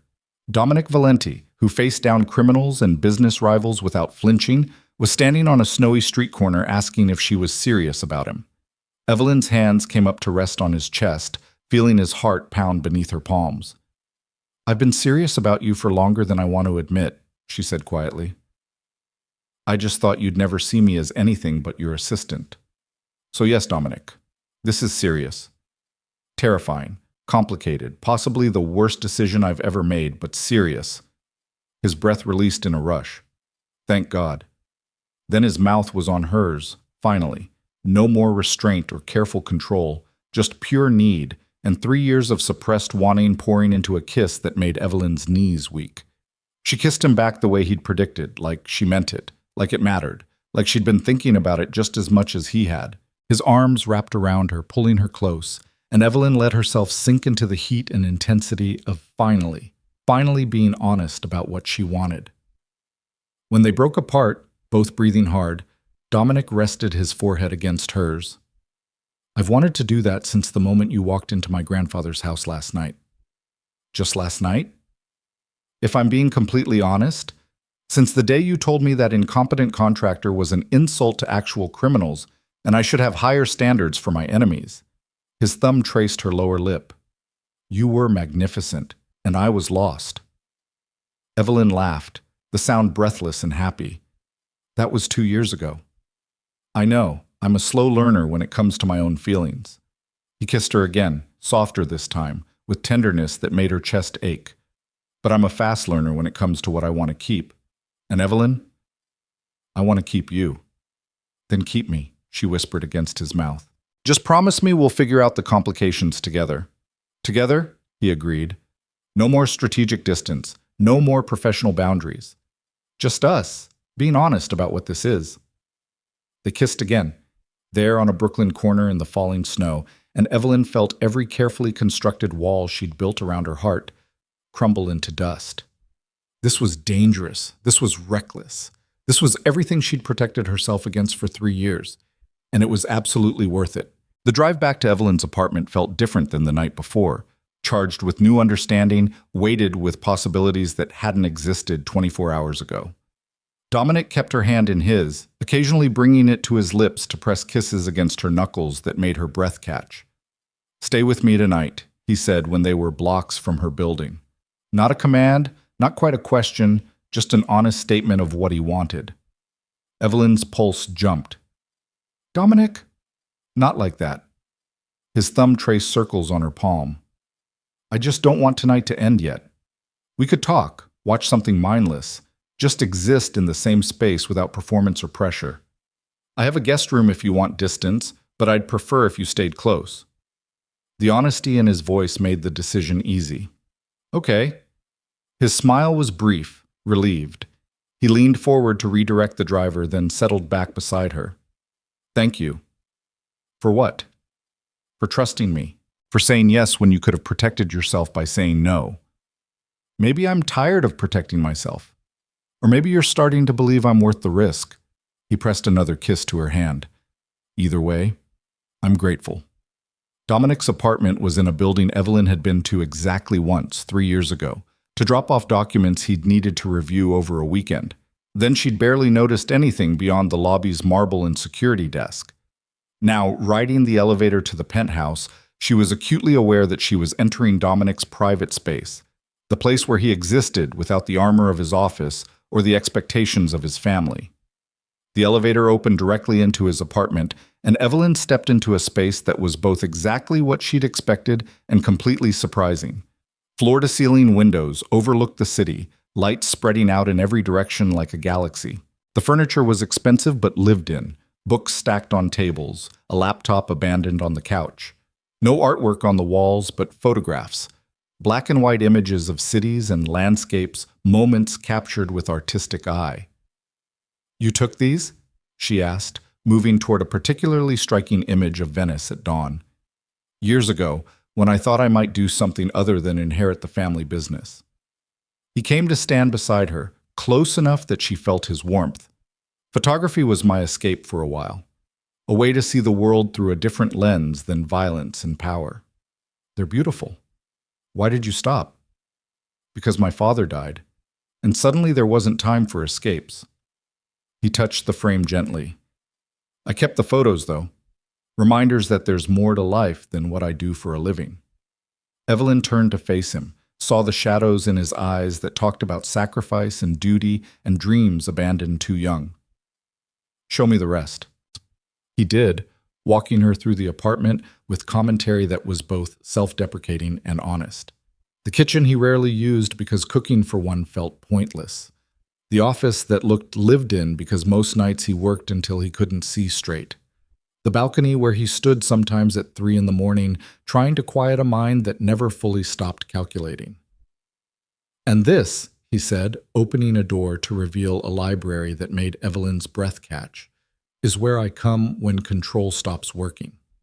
The room was floor-to-ceiling books, leather chairs positioned to catch natural light, a fireplace that probably crackled with real wood. It smelled like paper and leather, and the particular quiet that comes from thousands of collected stories. "I could live in here," Evelyn breathed, moving to the nearest shelf to scan titles. Fiction and philosophy, history and poetry, books in Italian and English, and languages she didn't recognize. "You're welcome to." Dominic leaned against the door frame, watching her with an expression that was soft, almost tender.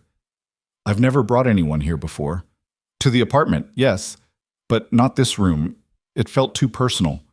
She turned to look at him. "And now?" "Now I'm realizing that keeping you out of the personal parts is impossible. You're already there, Evelyn. You have been for a while." The words settled between them, honest and vulnerable in a way that made her heart ache. She crossed the space between them, reached up to cup his face, and kissed him with all the tenderness she felt and couldn't quite articulate. He responded immediately, arms coming around her to pull her close, and for long moments they just held each other in the doorway of his library while the city glittered beyond the windows. "I should let you rest," Dominic murmured eventually, though his arms didn't loosen. "You've had 2 intense days." "I'm not tired." "Liar. I can feel you practically vibrating with exhaustion." Evelyn laughed against his chest.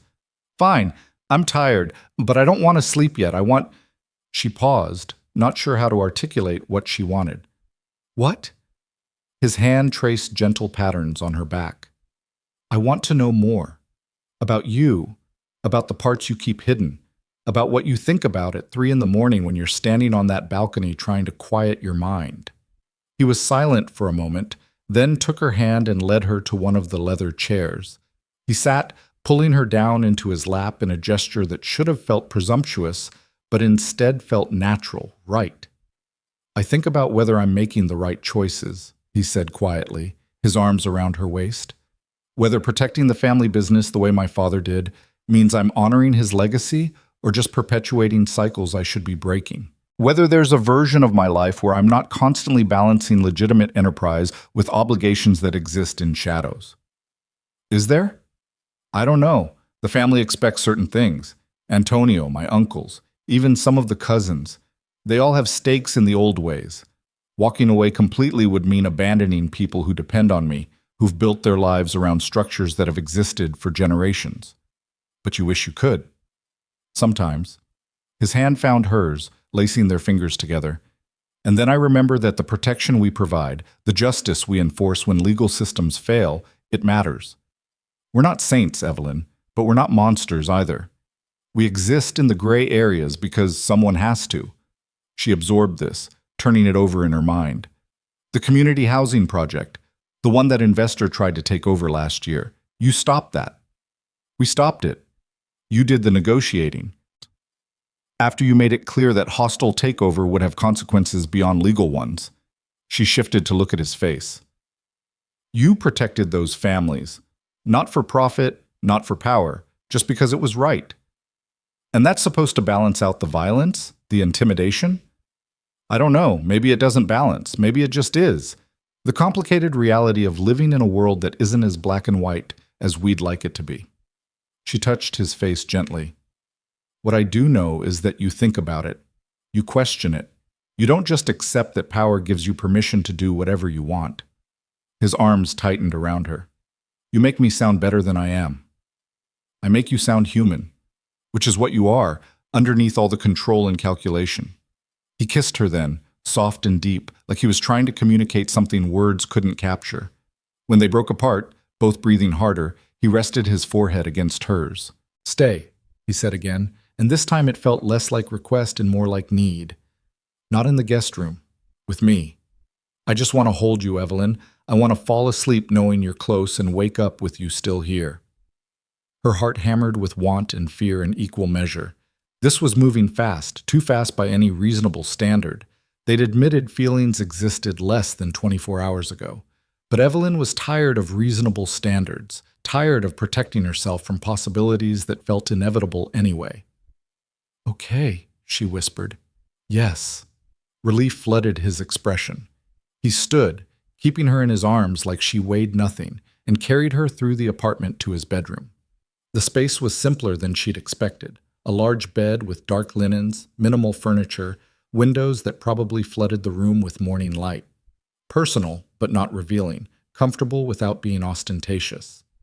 Dominic set her down gently, then stepped back. I can find you something to sleep in, or I can borrow one of your shirts. She smiled at his expression. That's what people do, right? When they're being honest about wanting each other? I wouldn't know. I've never done this before. Never borrowed shirts? Never wanted someone to stay. He moved to his dresser, pulled out a soft gray t-shirt, handed it to her. The bathroom's through there. Take your time. Evelyn escaped to the bathroom, which was all marble and modern fixtures and smelled faintly of Dominic's cologne. She changed quickly, splashed water on her face, stared at her reflection and tried to process that she was about to sleep in Dominic Valenti's bed. Not sleep with him. He'd been clear about that. And she appreciated the distinction. Just sleep beside him, sharing space and trust, and the vulnerable honesty that came with letting someone see you without armor. When she emerged, Dominic had changed into sleep pants and nothing else, and Evelyn had to work very hard not to stare at the lean muscle of his chest and abdomen. He'd clearly spent time maintaining strength that had nothing to do with boardroom negotiations. You're staring, he said, but his tone was amused rather than self-conscious. You're half naked in very good lighting. I'm allowed to appreciate the view. His smile was slow, devastating. Appreciate all you want. Just know that I'm exercising significant self-control right now, and your appreciation isn't making it easier. Should I apologize? No. He pulled back the covers, climbed into bed, held out his hand. You should come here and let me hold you before I completely lose my mind. Evelyn crossed to the bed, slipped under the covers, and let Dominic pull her against his chest.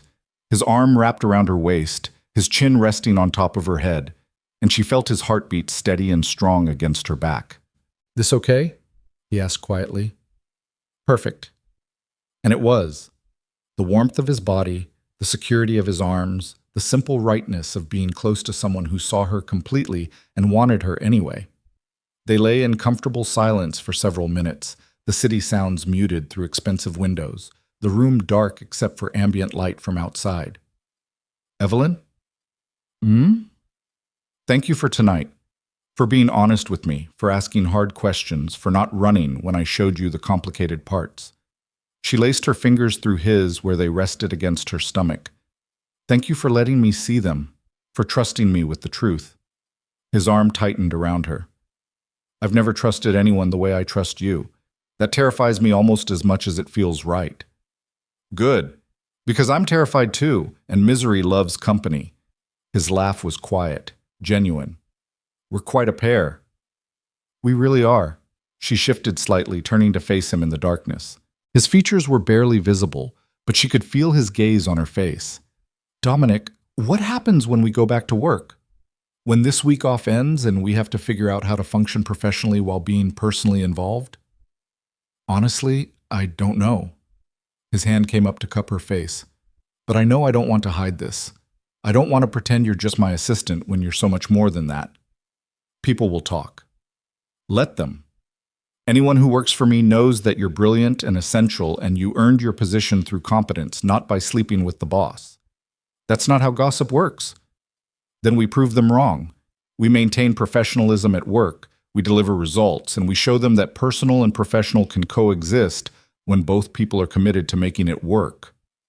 He paused. Unless you'd rather keep it quiet. I'll respect whatever you need, Evelyn. She considered, her hand resting on his chest. I don't want to hide, but I also don't want to make things harder for you, or give your family reason to think I'm manipulating you somehow. My family already adores you, and anyone who knows me knows I don't get manipulated. His thumb brushed her cheekbone. We'll figure it out together. Set boundaries that work for both of us. Communicate when things feel uncomfortable. Adjust as we go. That's what partnerships do. Partnerships? She echoed. Is that what we are? I'd like to be. In every sense that matters. Professional, personal, all of it. His forehead came to rest against hers. I know it's fast. I know we should probably take this slower, be more cautious.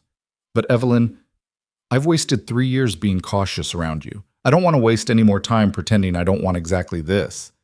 Her throat tightened with emotion. I don't want to waste time either, but I need you to promise me something. Anything. Promise me we'll be honest. Even when it's hard.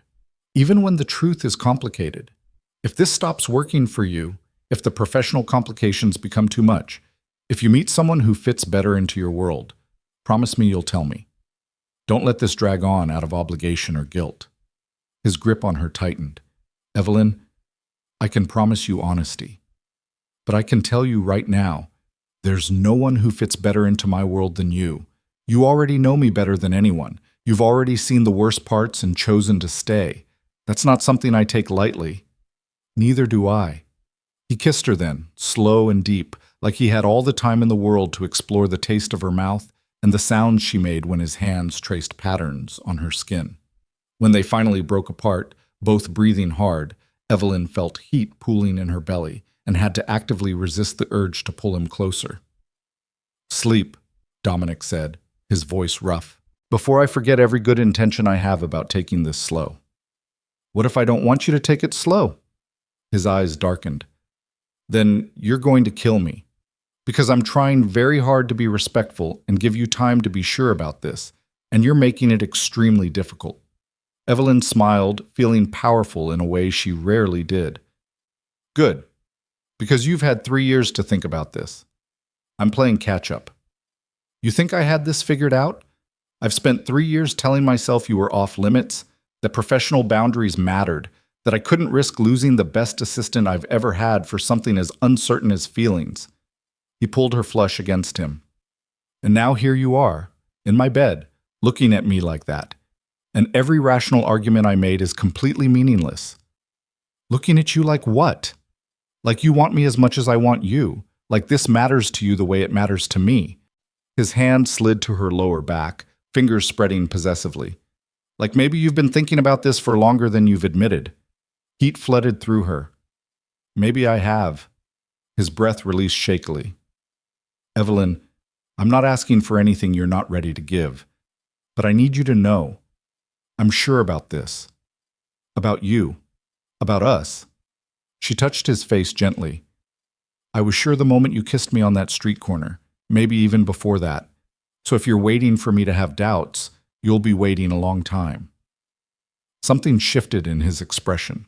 Relief and desire, and something deeper that made her pulse spike. You're going to ruin me, he said quietly. Completely and utterly. Is that a complaint?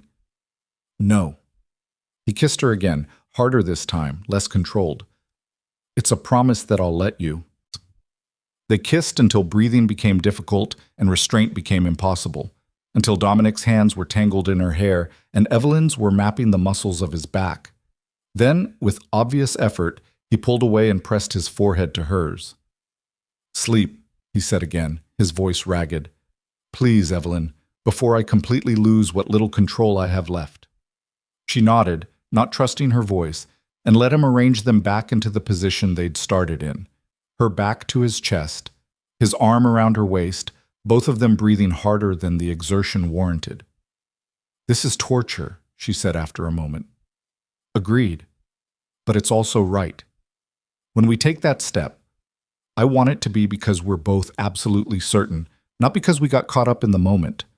His lips brushed the back of her neck. "You deserve better than rushed and desperate." "What if I want rushed and desperate?" His arm tightened around her. "Then you'll have to wait until I can give you that, and slow and thorough and everything in between, because when I finally have you, Evelyn, I'm not going to rush anything." The promise in his voice sent shivers down her spine. She settled back against him, feeling his heartbeat gradually slow, his breathing even out, his body relax into sleep. She should sleep too, should let exhaustion claim her and wake refreshed and ready to navigate whatever came next. Instead, she lay awake in Dominic's arms, listening to the quiet sounds of his breathing, feeling the warmth of his body against hers, and tried to process everything that had changed in 2 days. She'd agreed to play his girlfriend for one night. She'd walked away with something real, something terrifying and precious and completely unexpected. Somewhere in the darkness, before sleep finally claimed her, Evelyn whispered words she wasn't sure he could hear. "I think I'm falling in love with you." She felt him shift, felt his arms tighten around her, and heard his response soft against her hair. "I know I'm falling in love with you, have been for longer than I realized." Then they both slept, holding each other in the quiet hours before Christmas morning, two people who'd found something real in the middle of performance and pretense. When Evelyn woke, sunlight was streaming through the windows and Dominic was already awake, propped on one elbow watching her with an expression that was soft, almost reverent. "Morning," she said, her voice rough with sleep. "Morning." He brushed hair away from her face. "I've been awake for an hour just watching you sleep. That's either romantic or creepy, I'm not sure which." "Romantic." She stretched, noting that sometime during the night they'd tangled together completely, her leg between his, their hands clasped, bodies pressed close. "What time is it?" "Almost 10. I was going to let you sleep longer, but you started making these little sounds that were absolutely killing me." Heat flooded her cheeks. "What kind of sounds?" "The kind that made me very aware of exactly how little you're wearing and how good you feel against me." His hand traced a path down her side, the touch burning through the thin t-shirt. "The kind that made me reconsider every good intention I had about taking this slow." "And did you? Reconsider?" "Constantly." He leaned down to kiss her, morning breath and messy hair, and absolutely perfect. "But I'm trying very hard to be the kind of man who deserves you." "You already are." She kissed him back, deeper, with intent. "Dominic, I meant what I said last night. I'm sure about this." His eyes darkened. "Evelyn, I know you want to take it slow. I respect that. But I also need you to know that I'm not fragile. I won't break if we move at the speed that feels right instead of the speed that feels safe." He studied her face, clearly warring with himself. "What feels right to you?" "This." She pulled him down into another kiss, her hands sliding into his hair. "You, us. Not rushing, but not holding back out of fear either." When they broke apart, both breathing hard, Dominic's control was visibly fraying. "You're making this very difficult." "Good, because you've had things your way for 3 years. It's my turn." His laugh was shaky. "Fair point." He rolled onto his back, pulling her with him so she was sprawled across his chest. "All right, no more holding back out of fear. We move at whatever speed feels right for both of us." "Both of us," she agreed, settling against him with satisfaction. They stayed like that for long minutes, just holding each other in the morning light. Then Dominic's phone buzzed insistently from the nightstand, and he groaned. "Ignore it," Evelyn said. "I would, but that's my mother's ringtone. If I don't answer, she'll assume I'm dead and send the entire family to check on me." "Answer it then." He reached for the phone, keeping one arm around Evelyn, and connected the call on speaker. "Buongiorno, Mama." "Dominic, Merry Christmas." Margarita's voice was bright, cheerful, completely unsuspecting. Are you still in bed? It's almost 10. Yes, I'm still in bed. It's Christmas morning and I have the day off. Lazy, just like your father used to be. There was warmth in her voice, affection, and memory. Are you coming for dinner tonight? The whole family will be here. Dominic glanced at Evelyn, a question in his eyes. She nodded. Actually, Mama, I was hoping to bring Evelyn, if that's all right. Silence on the other end, then a sound that might have been delight. Of course it's all right. We'd love to have her. Antonio was asking about her just this morning, wanted to know if you'd managed to scare her off yet. Not yet. Good. Don't. Margarita paused. Margarita. Dominic. Is she there with you? Now? He looked at Evelyn, his expression both apologetic and amused. Yes. Oh. Another pause, then Margarita's voice came through warm with understanding and approval. Well then, Merry Christmas to both of you. We'll see you at 6 for dinner. 6. We'll be there. And Dominic, don't be late. You know how your grandfather gets. I know. Ciao, Mama. He disconnected and looked at Evelyn with something like resignation. So, my entire family now knows you spent the night. Is that a problem? For me? No. For you? Your mother sounded happy. She's been trying to get me to settle down for years. Finding out I spent Christmas Eve with someone I actually care about probably made her entire holiday. Evelyn smiled. Then I'm glad we could spread Christmas cheer. You're handling this remarkably well. What did you expect? Panic? Regret? Maybe a little concern about my family's expectations getting out of control. She shifted to look at him directly. Dominic, I chose to stay last night knowing full well what it would mean. I'm choosing to go to Christmas dinner tonight for the same reason. Your family's expectations don't scare me nearly as much as the idea of walking away from this does. His hand came up to cup her face, thumb brushing her cheekbone. How are you real? I ask myself the same thing about you sometimes. She kissed him softly. Now, do you have coffee in this apartment, or do we need to stage a breakfast expedition? I have coffee. Possibly even food, if you're brave enough to trust my cooking. You said you don't cook. I said I don't usually cook, but for you? He rolled them both out of bed in one smooth motion, pulling her to her feet. I'll make an exception.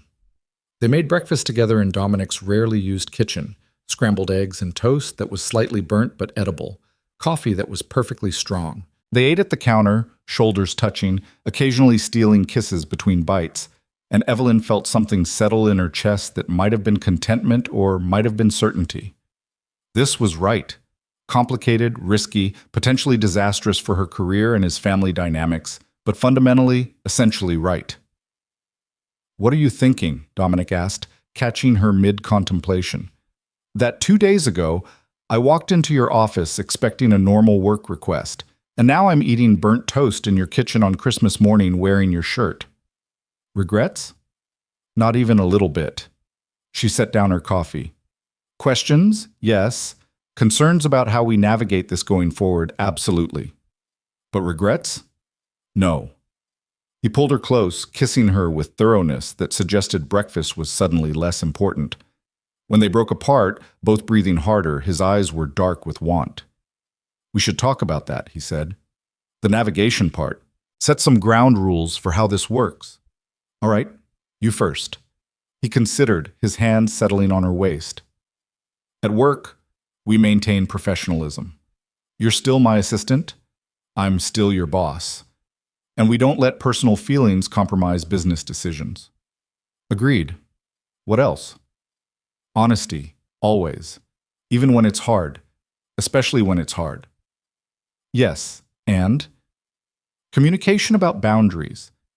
If something feels wrong or uncomfortable or like it's moving too fast, we say so immediately. Evelyn nodded. My turn. I need you to understand that I won't be a secret or an inconvenience.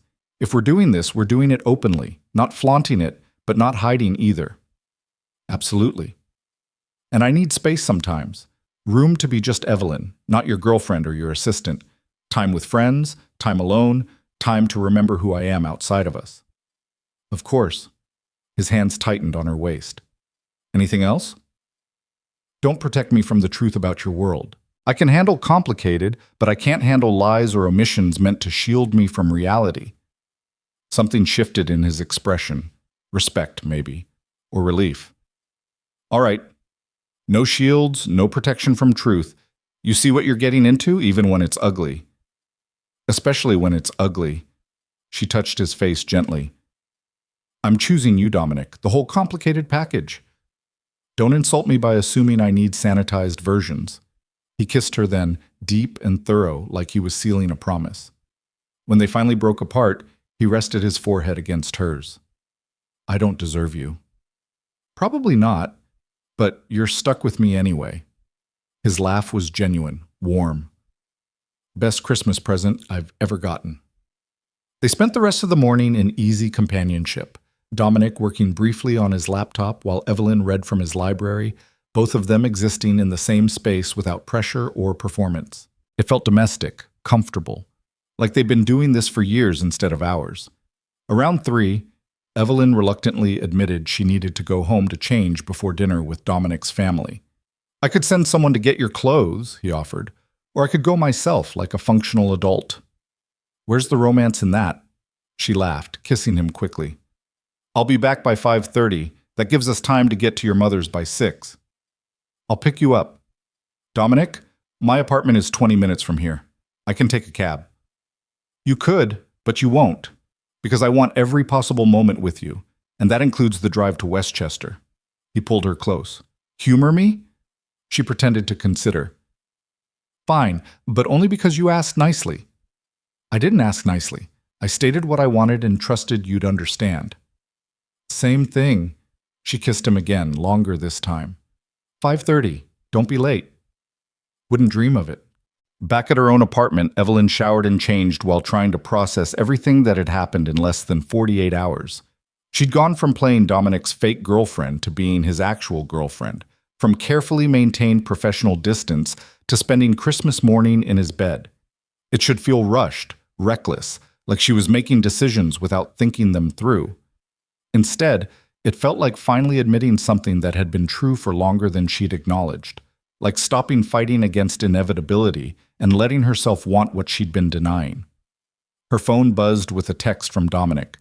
Missing you already. Is 5:30 here yet? She smiled, typed back. It's been 20 minutes. 20 minutes too long. See you soon. Evelyn chose a dress that was festive without being formal, deep green cashmere that brought out her eyes, simple but elegant. She'd learned from the night before that Dominic's family appreciated style without pretense, comfort without casualness. When 5:30 arrived, Dominic was already waiting downstairs, leaning against his car in jeans and a dark sweater that made him look younger, more approachable, devastatingly handsome. Hi, she said, crossing to him. Hi. He pulled her in for a kiss that was probably inappropriate for a public street, but felt absolutely necessary. You look beautiful. You're biased. Completely. He opened the car door for her. Ready to face my family again? They're going to have questions. Let them ask. She slid into the passenger seat. We have nothing to hide. The drive to Westchester was comfortable, filled with easy conversation and comfortable silences. Dominic's hand found hers on the console, their fingers automatically lacing together, and Evelyn felt the rightness of it settle deep in her bones. When they arrived at the Valenti estate, the house was blazing with lights, and the driveway was already full of cars. Dominic parked and came around to help Evelyn out, his hand settling possessively at her waist as they walked toward the entrance. Ready? He asked. Ready. Marco opened the door with a knowing smile. Master Dominic, Miss Moore, Merry Christmas. Merry Christmas, Marco. Dominic handed over their coats. How bad is it in there? Your mother is delighted, your grandfather is smug, and your cousins are placing bets on how long before you announce an engagement. Marco's expression was carefully neutral. I'd say it's about what you'd expect. Evelyn laughed despite herself. Sounds entertaining. That's one word for it. Dominic's arm tightened around her waist. Come on, let's give them something to talk about. They walked into the salon together, and conversation paused as every head turned toward them. Evelyn felt the weight of assessing gazes, knowing smiles, the particular attention that came from family who'd suspected something and were now having it confirmed. Margarita crossed the room immediately, embracing first Dominic, then Evelyn. "Merry Christmas, both of you. I'm so glad you're here." "Thank you for having me again," Evelyn said. "Nonsense. You're family now." Margarita's eyes sparkled with warmth and certainty. "Or you will be soon enough." "Mama," Dominic said, a warning in his voice. "What?" "I'm not allowed to be happy my son finally found someone worth keeping?" She patted his cheek. "Go see your grandfather. He's been asking for you both."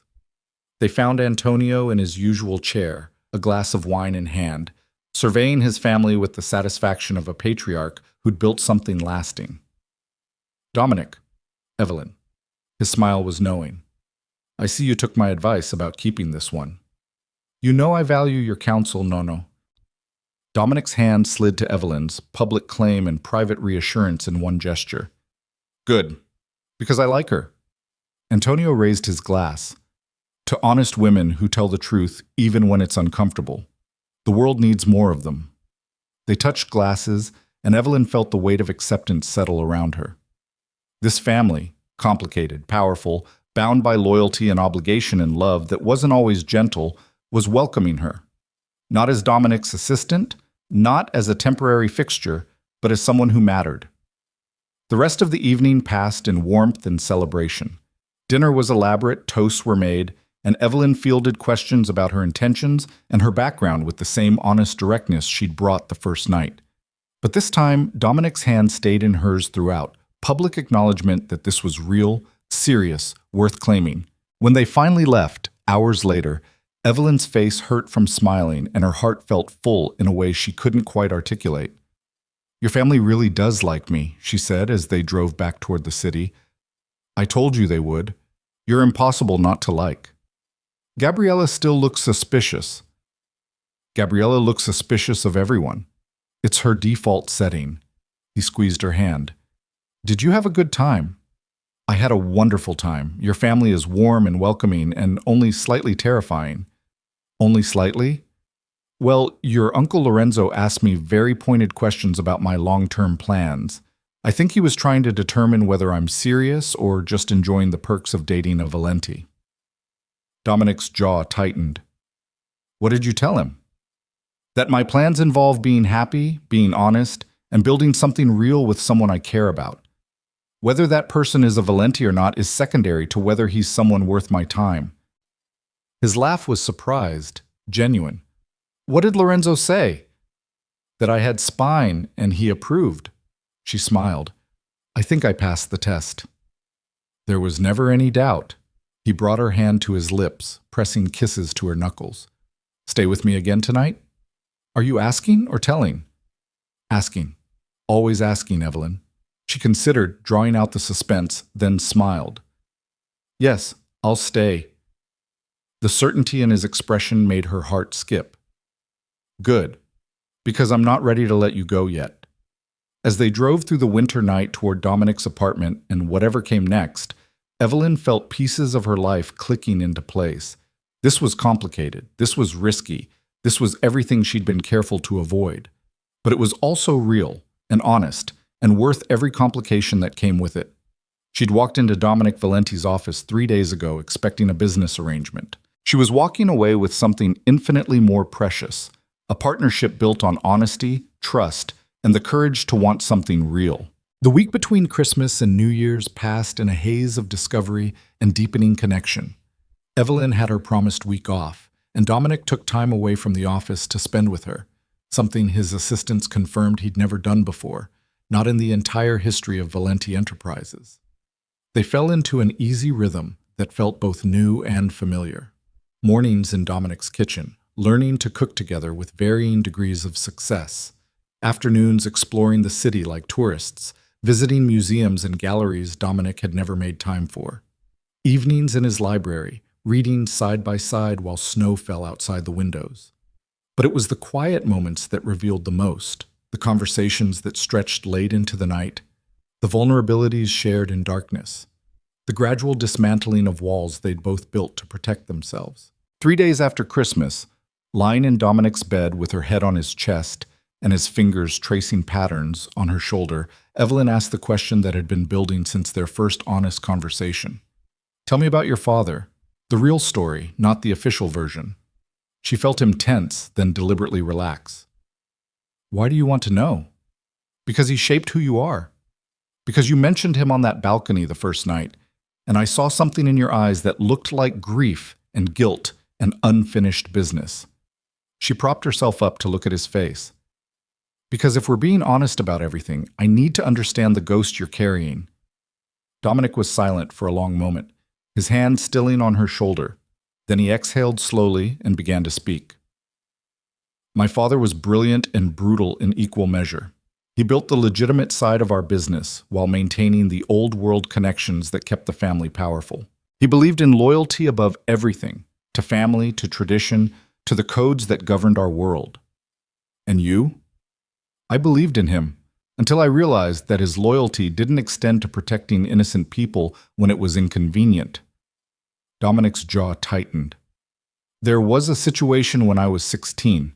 A developer wanted to build in a neighborhood that would have displaced hundreds of families. The community organized, protested, fought back legally. It was working. They were going to stop the development. Evelyn waited, sensing there was more. The developer came to my father, offered him a percentage if he could make the resistance disappear. And my father, he stopped, breathed carefully. My father agreed, not through violence, but through pressure. Threats to business owners, sudden job losses, code violations that appeared from nowhere. Within a month, the resistance collapsed. The development went through. Those families lost their homes. What did you do? Nothing. I was 16, powerless, furious, and my father told me this was how the world worked. Power protects power, and sentiment is a luxury we couldn't afford. His hand found hers, gripping tight. A year later, he was dead. Car accident, they said. But I've always wondered if someone he'd crossed decided loyalty only went so far. And that's why you're different, why you stopped that housing project last year, why you use your power to protect instead of exploit. I tried to be the man he should have been, the one who understood that power comes with responsibility, not just profit. He looked at her directly. But that doesn't make me good, Evelyn. It just makes me less bad than I could be. She cupped his face, making sure he was looking at her. You're not your father. You make different choices. You question your decisions. You care about consequences. That matters. Does it? When I still operate in the same world, use the same methods when necessary? Yes, because you use them with intention, not convenience. Because you lose sleep over it instead of justifying it. She kissed him softly. You're a good man trying to exist in a complicated world. That's all any of us can do. His arms came around her, holding tight like she was an anchor in rough seas. How do you do that? Do what? Make me believe I might actually deserve you. By seeing you clearly and choosing you anyway. She settled against his chest again. Now stop questioning whether you're good enough and just accept that I'm not going anywhere. His laugh was shaky but genuine. Bossy. You like bossy. It's why you hired me. I hired you because you told me my previous assistant was incompetent and you could do better. And I was right. You were right. He pressed a kiss to the top of her head. About everything, it turns out. They spent New Year's Eve alone, deliberately avoiding parties and obligations in favor of quiet celebration. Dominic actually cooked, following a recipe from his grandmother with surprising competence, and they ate by candlelight while music played softly in the background. What are you hoping for in the new year? Evelyn asked over dessert, watching the way candlelight played across Dominic's features. Honestly? More of this. More time with you, more honest conversations, more nights where I get to be just Dominic instead of Dominic Valenti, heir to everything complicated. That sounds achievable. What about you? What do you want? She considered, swirling wine in her glass. I want to figure out how to balance being your partner and being my own person. I want to build something with you that doesn't consume my identity. And I want, she paused, gathering courage. I want to stop being afraid that this is too good to last. Dominic reached across the table for her hand. What if I told you I'm afraid of the same thing? Then I'd say we're both idiots who need to trust what we're building. Fair point. He stood, pulling her up with him. Dance with me? There's no music. As if on cue, the song changed to something slow and romantic, and Dominic smiled. Now there is. They danced in his living room with the city sparkling below them, and Evelyn thought about how far they'd come from that first awkward dance at his family gathering. Dominic no longer counted steps or worried about mistakes. He just held her, moved with her, let himself be present in the moment. I'm falling in love with you, she said quietly, the words spilling out before she could second-guess them. I know we've only been doing this for a week. I know it's fast, but I need you to know. I know. He pulled back to look at her face. Because I'm falling in love with you too. Have been since before I asked you to that Christmas gathering, if I'm honest. Really? Really? Why do you think I needed you there? It wasn't about the rumors or my family's expectations. It was about wanting you beside me, wanting to see what it felt like to have you on my arm and in my world. He cupped her face tenderly. I just didn't realize what I was feeling until you showed up looking like a dream and proceeded to charm everyone I care about. Evelyn's eyes burned with unexpected tears. We're really doing this, aren't we? Not pretending anymore, not holding back. We're really doing this. He kissed her softly. And Evelyn? When midnight comes and we're supposed to make resolutions and wishes, I'm only making one. What's that? That a year from now you're still here, still challenging me, still making me want to be better, still looking at me like I'm worth your time. That's the easiest resolution you'll ever keep. She kissed him back, deeper this time. Because I'm not going anywhere. They made it to midnight, tangled together on Dominic's couch. The television showing celebrations from Times Square that they mostly ignored in favor of each other. When the countdown began, Dominic pulled Evelyn into his lap, his hands framing her face. 10, the television announced, and he kissed her forehead. 9, and he kissed her cheek. By the time they reached 1 and the new year officially began, they were kissing properly, deeply, with the kind of intensity that made everything else fade into background noise. Happy New Year, Dominic murmured against her lips. Happy New Year. She pulled back just enough to see his face. Ready for whatever comes next? With you. Absolutely. The next morning brought reality crashing back in the form of Dominic's phone ringing insistently at 7. He groaned, reaching for it while trying not to disturb Evelyn, who was curled against his side. This better be important, he answered. Dominic, it's Lorenzo. We have a situation. Evelyn felt him tense, his entire demeanor shifting from relaxed to alert in seconds. What kind of situation? The kind that requires your immediate attention. How soon can you get to the office? Dominic glanced at Evelyn, apology in his eyes. An hour. Is anyone in danger? Not immediately, but this needs handling before it becomes a problem. Lorenzo paused. And Dominic? This one's complicated. You might want to bring Evelyn. Her particular skills could be useful. After he hung up, Dominic turned to find Evelyn already sitting up, clearly having heard enough to understand the morning's plans had changed. Work? She asked. Family business, the kind that exists in gray areas. He touched her face gently. Lorenzo suggested you might be helpful, but Evelyn, you don't have to be involved in this. I can handle it alone. She considered, weighing what she knew about Dominic's world against her promise to herself that she'd face it honestly. What kind of helpful? Negotiation, probably. Someone needs convincing or careful handling, and Lorenzo thinks your diplomatic approach might work better than traditional methods. Traditional methods meaning intimidation? Yes. Evelyn took a breath, then nodded. All right, I'll come. But Dominic, I need you to be honest with me about what we're walking into. Always. He pulled her close, pressing a kiss to her forehead. Thank you for being willing to see this part of my life, even when it's uncomfortable. An hour later, they walked into a private office in a building Evelyn had never visited, one of the properties owned by the Valenti family, but not connected to the legitimate business. Lorenzo was already there, along with 2 men Evelyn recognized from the Christmas gathering, but whose names she couldn't recall. Evelyn, Lorenzo greeted her with genuine warmth. Thank you for coming. We have a delicate situation that requires someone with your particular talents, which are making people understand reason without making them feel threatened. He gestured to a chair. We have a city councilman who's been taking bribes to block permits for community projects. Normally, we'd handle this through traditional channels, but the people being hurt are families and neighborhoods we've protected for generations. We need him to stop, publicly resign, and do it in a way that doesn't expose the families who came to us for help. Evelyn looked at Dominic, who was watching her carefully. And you want me to convince him? We want you to show him why cooperation is in his best interest, not through threats, through understanding consequences. Lorenzo slid a folder across the table. Everything we have on him, enough to destroy his career and his marriage if it became public. But we'd prefer he make the choice himself. She opened the folder, scanning details about financial impropriety, secret accounts, affairs conducted on city time. It was damning, comprehensive, and clearly the result of thorough investigation. This is leverage, she said carefully. This is information, Dominic corrected. What you do with it is your choice. But Evelyn, if you're uncomfortable with any of this, we find another way. Your involvement is optional.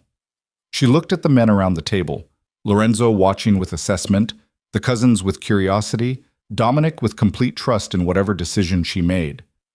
This was a test, she realized, not of her loyalty or her willingness to compromise her ethics, but of her ability to navigate the gray areas that define Dominic's world. What happens if he refuses? She asked. Then we pursue other options, Lorenzo said, less pleasant ones, but necessary. And if he cooperates? Then the information stays private, he resigns citing personal reasons, and the community projects move forward. Everyone wins except the people who were trying to exploit vulnerable families. Evelyn took a breath, made her decision. Set up a meeting, let me talk to him. But I do this my way. No threats, no intimidation, just honest conversation about choices and consequences. Lorenzo smiled. Exactly what I hoped you'd say. The meeting happened that afternoon in a neutral office downtown.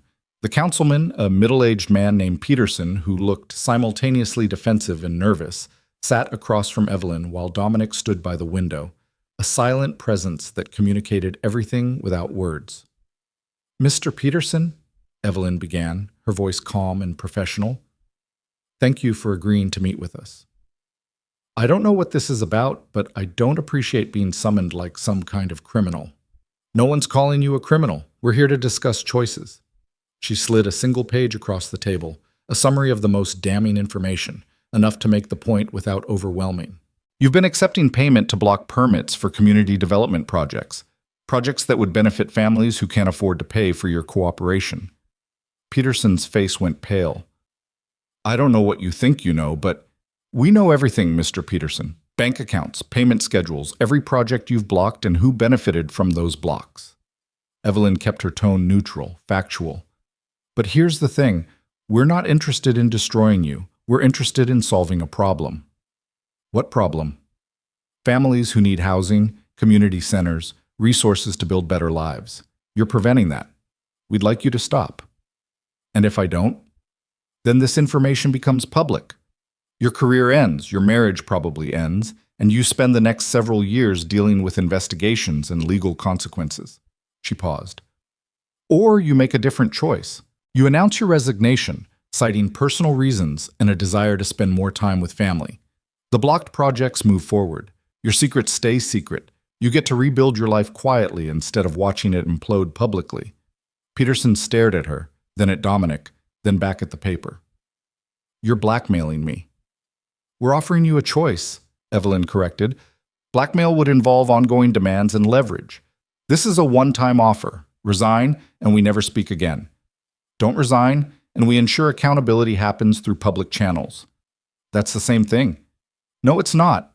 Blackmail is about control. This is about consequences for actions that hurt innocent people. She leaned forward slightly. Mr. Peterson, you made choices that benefited you at the expense of families who had no power to fight back. Now you're facing the reality that those choices have repercussions. You can face them publicly or privately. That part is up to you.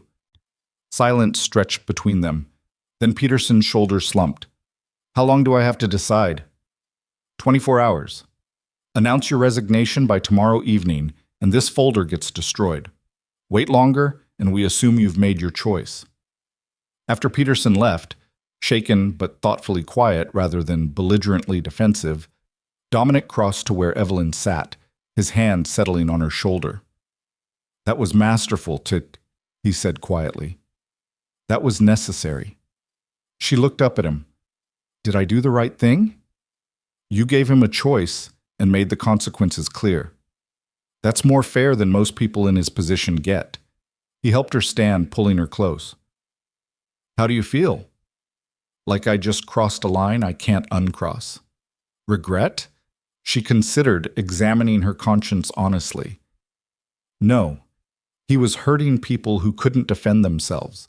Stopping that doesn't feel wrong, even if the methods are complicated." "Welcome to the gray areas." His arms tightened around her. "For what it's worth, I'm proud of you. You could have walked away from this, maintained clean hands. Instead, you engaged honestly with the complexity." "Is this what being with you means? Navigating situations like this?" "Sometimes. Not often. Most of what I do is legitimate business. But occasionally, yes." He pulled back to look at her face. "Still sure you want this?" Evelyn thought about Peterson's face when confronted with his choices, about the families who would benefit from projects moving forward, about the reality that justice didn't always happen through official channels. "Yes," she said finally. "I'm sure. As long as we keep talking about it, keep questioning whether we're doing the right thing, keep choosing to protect people instead of exploit them." "Always." He kissed her softly. "Thank you for being willing to see this part of my world and not running. Thank you for trusting me enough to let me in." 24 hours later, Peterson announced his resignation. The blocked projects moved forward within a week. Evelyn watched from Dominic's office as news coverage analyzed the councilman's sudden departure, noting that he seemed relieved rather than angry. "Clean," Lorenzo said, appearing in the doorway. "No blowback, no investigations, just a smooth transition." "You did well, Evelyn." "I gave him information and let him make a choice." "You gave him dignity in a situation where he deserved none. That's a rare gift." Lorenzo nodded to them both. "The families asked me to thank you. They know someone intervened, even if they don't know who." After he left, Evelyn turned to Dominic. "Is it always like this? Morally ambiguous, but ultimately protective?" "When I have any say in it, yes. I can't claim the family has always operated with such restraint, but I'm trying to shift things, use power for protection rather than exploitation, choose justice over profit when possible." He pulled her into his arms. "Having you helps. You're my conscience when mine gets too flexible." She laughed despite herself. "That's a lot of responsibility." "You can handle it. You handle me, and that's considerably harder." They stood at the window overlooking the city, and Evelyn thought about how much had changed in 2 weeks. She'd gone from careful assistant to committed partner, from avoiding Dominic's complicated world to actively participating in it, from protecting herself to choosing vulnerability. "We should talk about work," she said eventually. "The week off ends tomorrow. We need to figure out how this works when we're back in the office." Dominic nodded, his arms still around her. "I've been thinking about that. I want to promote you." She pulled back to look at his face. "What?" "You're overqualified to be my assistant, Evelyn. You always have been. I want to make you chief operating officer, equal partnership in running the legitimate business, real authority, and autonomy. Compensation that reflects your value." "Dominic, people will say that I promoted someone brilliant who's been essentially doing that job unofficially for 3 years. Let them." His expression was serious, determined. "This isn't about our relationship. This is about recognizing that you're wasted scheduling my meetings when you could be running operations. I should have done this a year ago. But the timing, right after we get together, makes it look suspicious, I know. But Evelyn, I'm not going to punish your career because we're personally involved. That's exactly the kind of thing we promised not to do." He cupped her face gently. "You've earned this. Take it. Prove to everyone that personal and professional can coexist when both people are competent and committed." She searched his face, looking for any sign that this was about their relationship rather than her abilities. Found only honest certainty and respect. "All right," she said finally. Yes, I accept. His smile was brilliant, proud. Good, because I've already had the paperwork drawn up. We announce it tomorrow when you come back from your week off. Confident, weren't you? In you? Always. They spent that last evening of freedom talking through logistics, how they'd present the promotion, how they'd handle questions about their relationship, how they'd maintain professional boundaries while acknowledging personal connection. By the time they went to bed, Evelyn felt prepared for the complications that would come with being both Dominic's partner and his COO. The next morning, walking into Valenti Enterprises together felt different. They'd arrived separately, maintaining some boundaries. But staff who saw them noticed something had changed. The easy way they moved around each other, the casual touches that spoke of intimacy, the shared looks that communicated entire conversations. Dominic called a meeting of senior staff at 10 to announce Evelyn's promotion. Some faces showed surprise, others knowing satisfaction, a few skepticism that Evelyn met with steady confidence. Effective immediately, Evelyn Moore is our new Chief Operating Officer, Dominic said, his tone brooking no argument. She's been managing operations unofficially for over a year. This promotion recognizes her contributions and gives her the authority and compensation she's earned. Questions? Is this connected to your personal relationship? One of the directors asked, brave or foolish enough to voice what others were thinking. Yes and no, Dominic said calmly. Yes, Evelyn and I are personally involved. That's not a secret, and we're not going to pretend otherwise. No, that's not why she's being promoted. She earned this position through 3 years of exceptional work, strategic thinking, and operational excellence. Our personal relationship has nothing to do with her professional qualifications.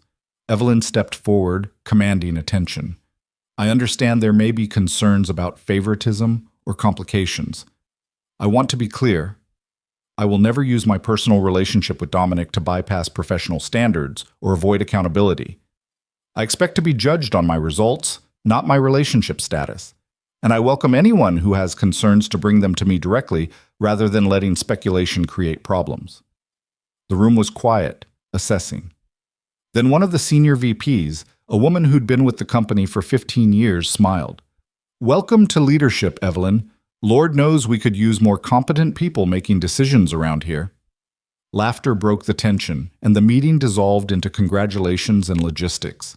Later, in Evelyn's new office, larger corner views, a space that communicated real authority, Dominic found her staring at the city below. Regrets? He asked, coming to stand beside her. Nerves. This is real now. I'm not just your assistant anymore. I'm accountable for major decisions, operations, strategy.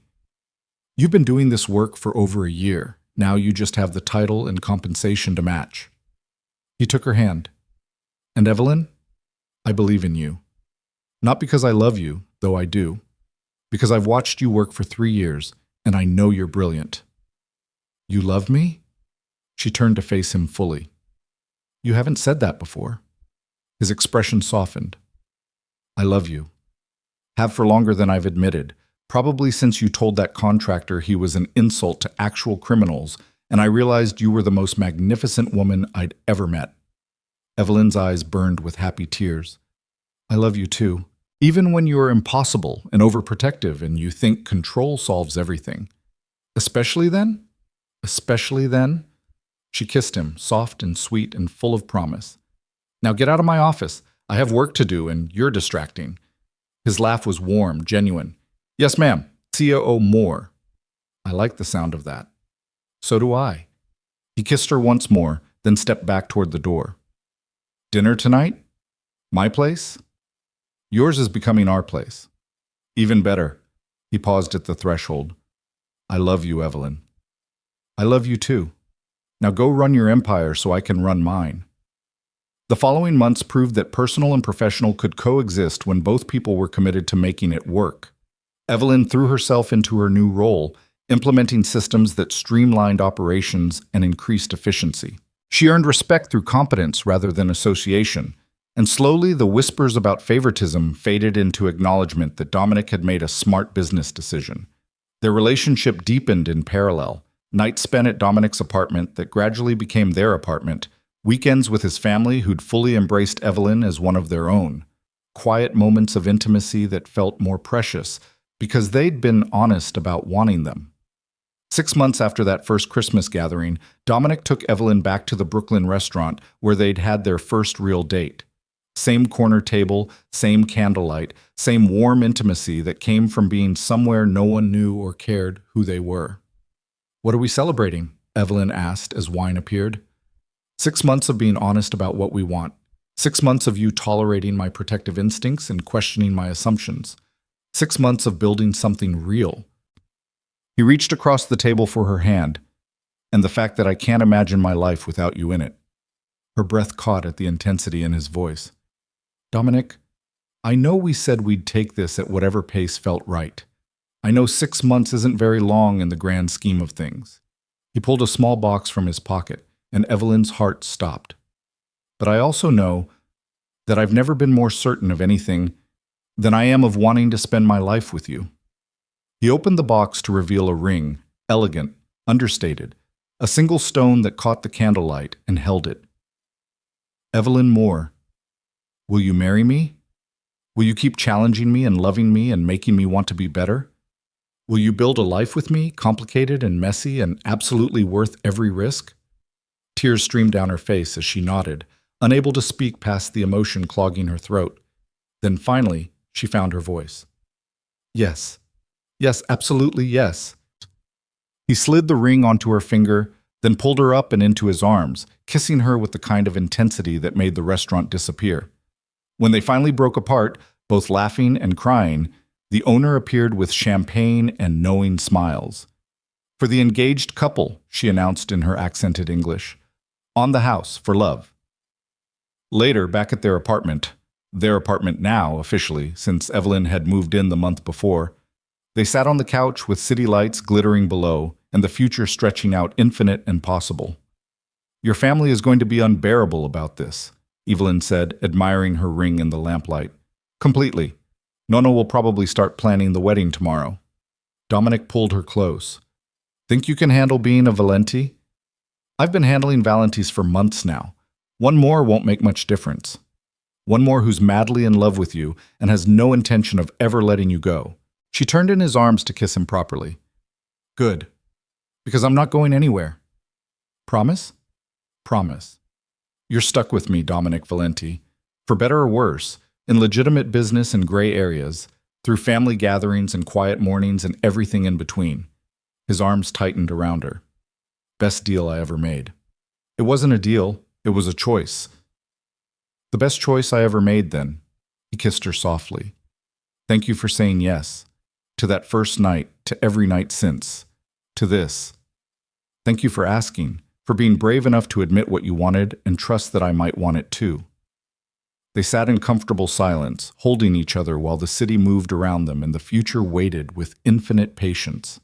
A year ago, Evelyn would have laughed at the idea that she'd end up engaged to her boss, living in his apartment, running operations at his company while navigating the complicated reality of his family's world. She'd been so careful, so controlled, so determined to keep appropriate distance.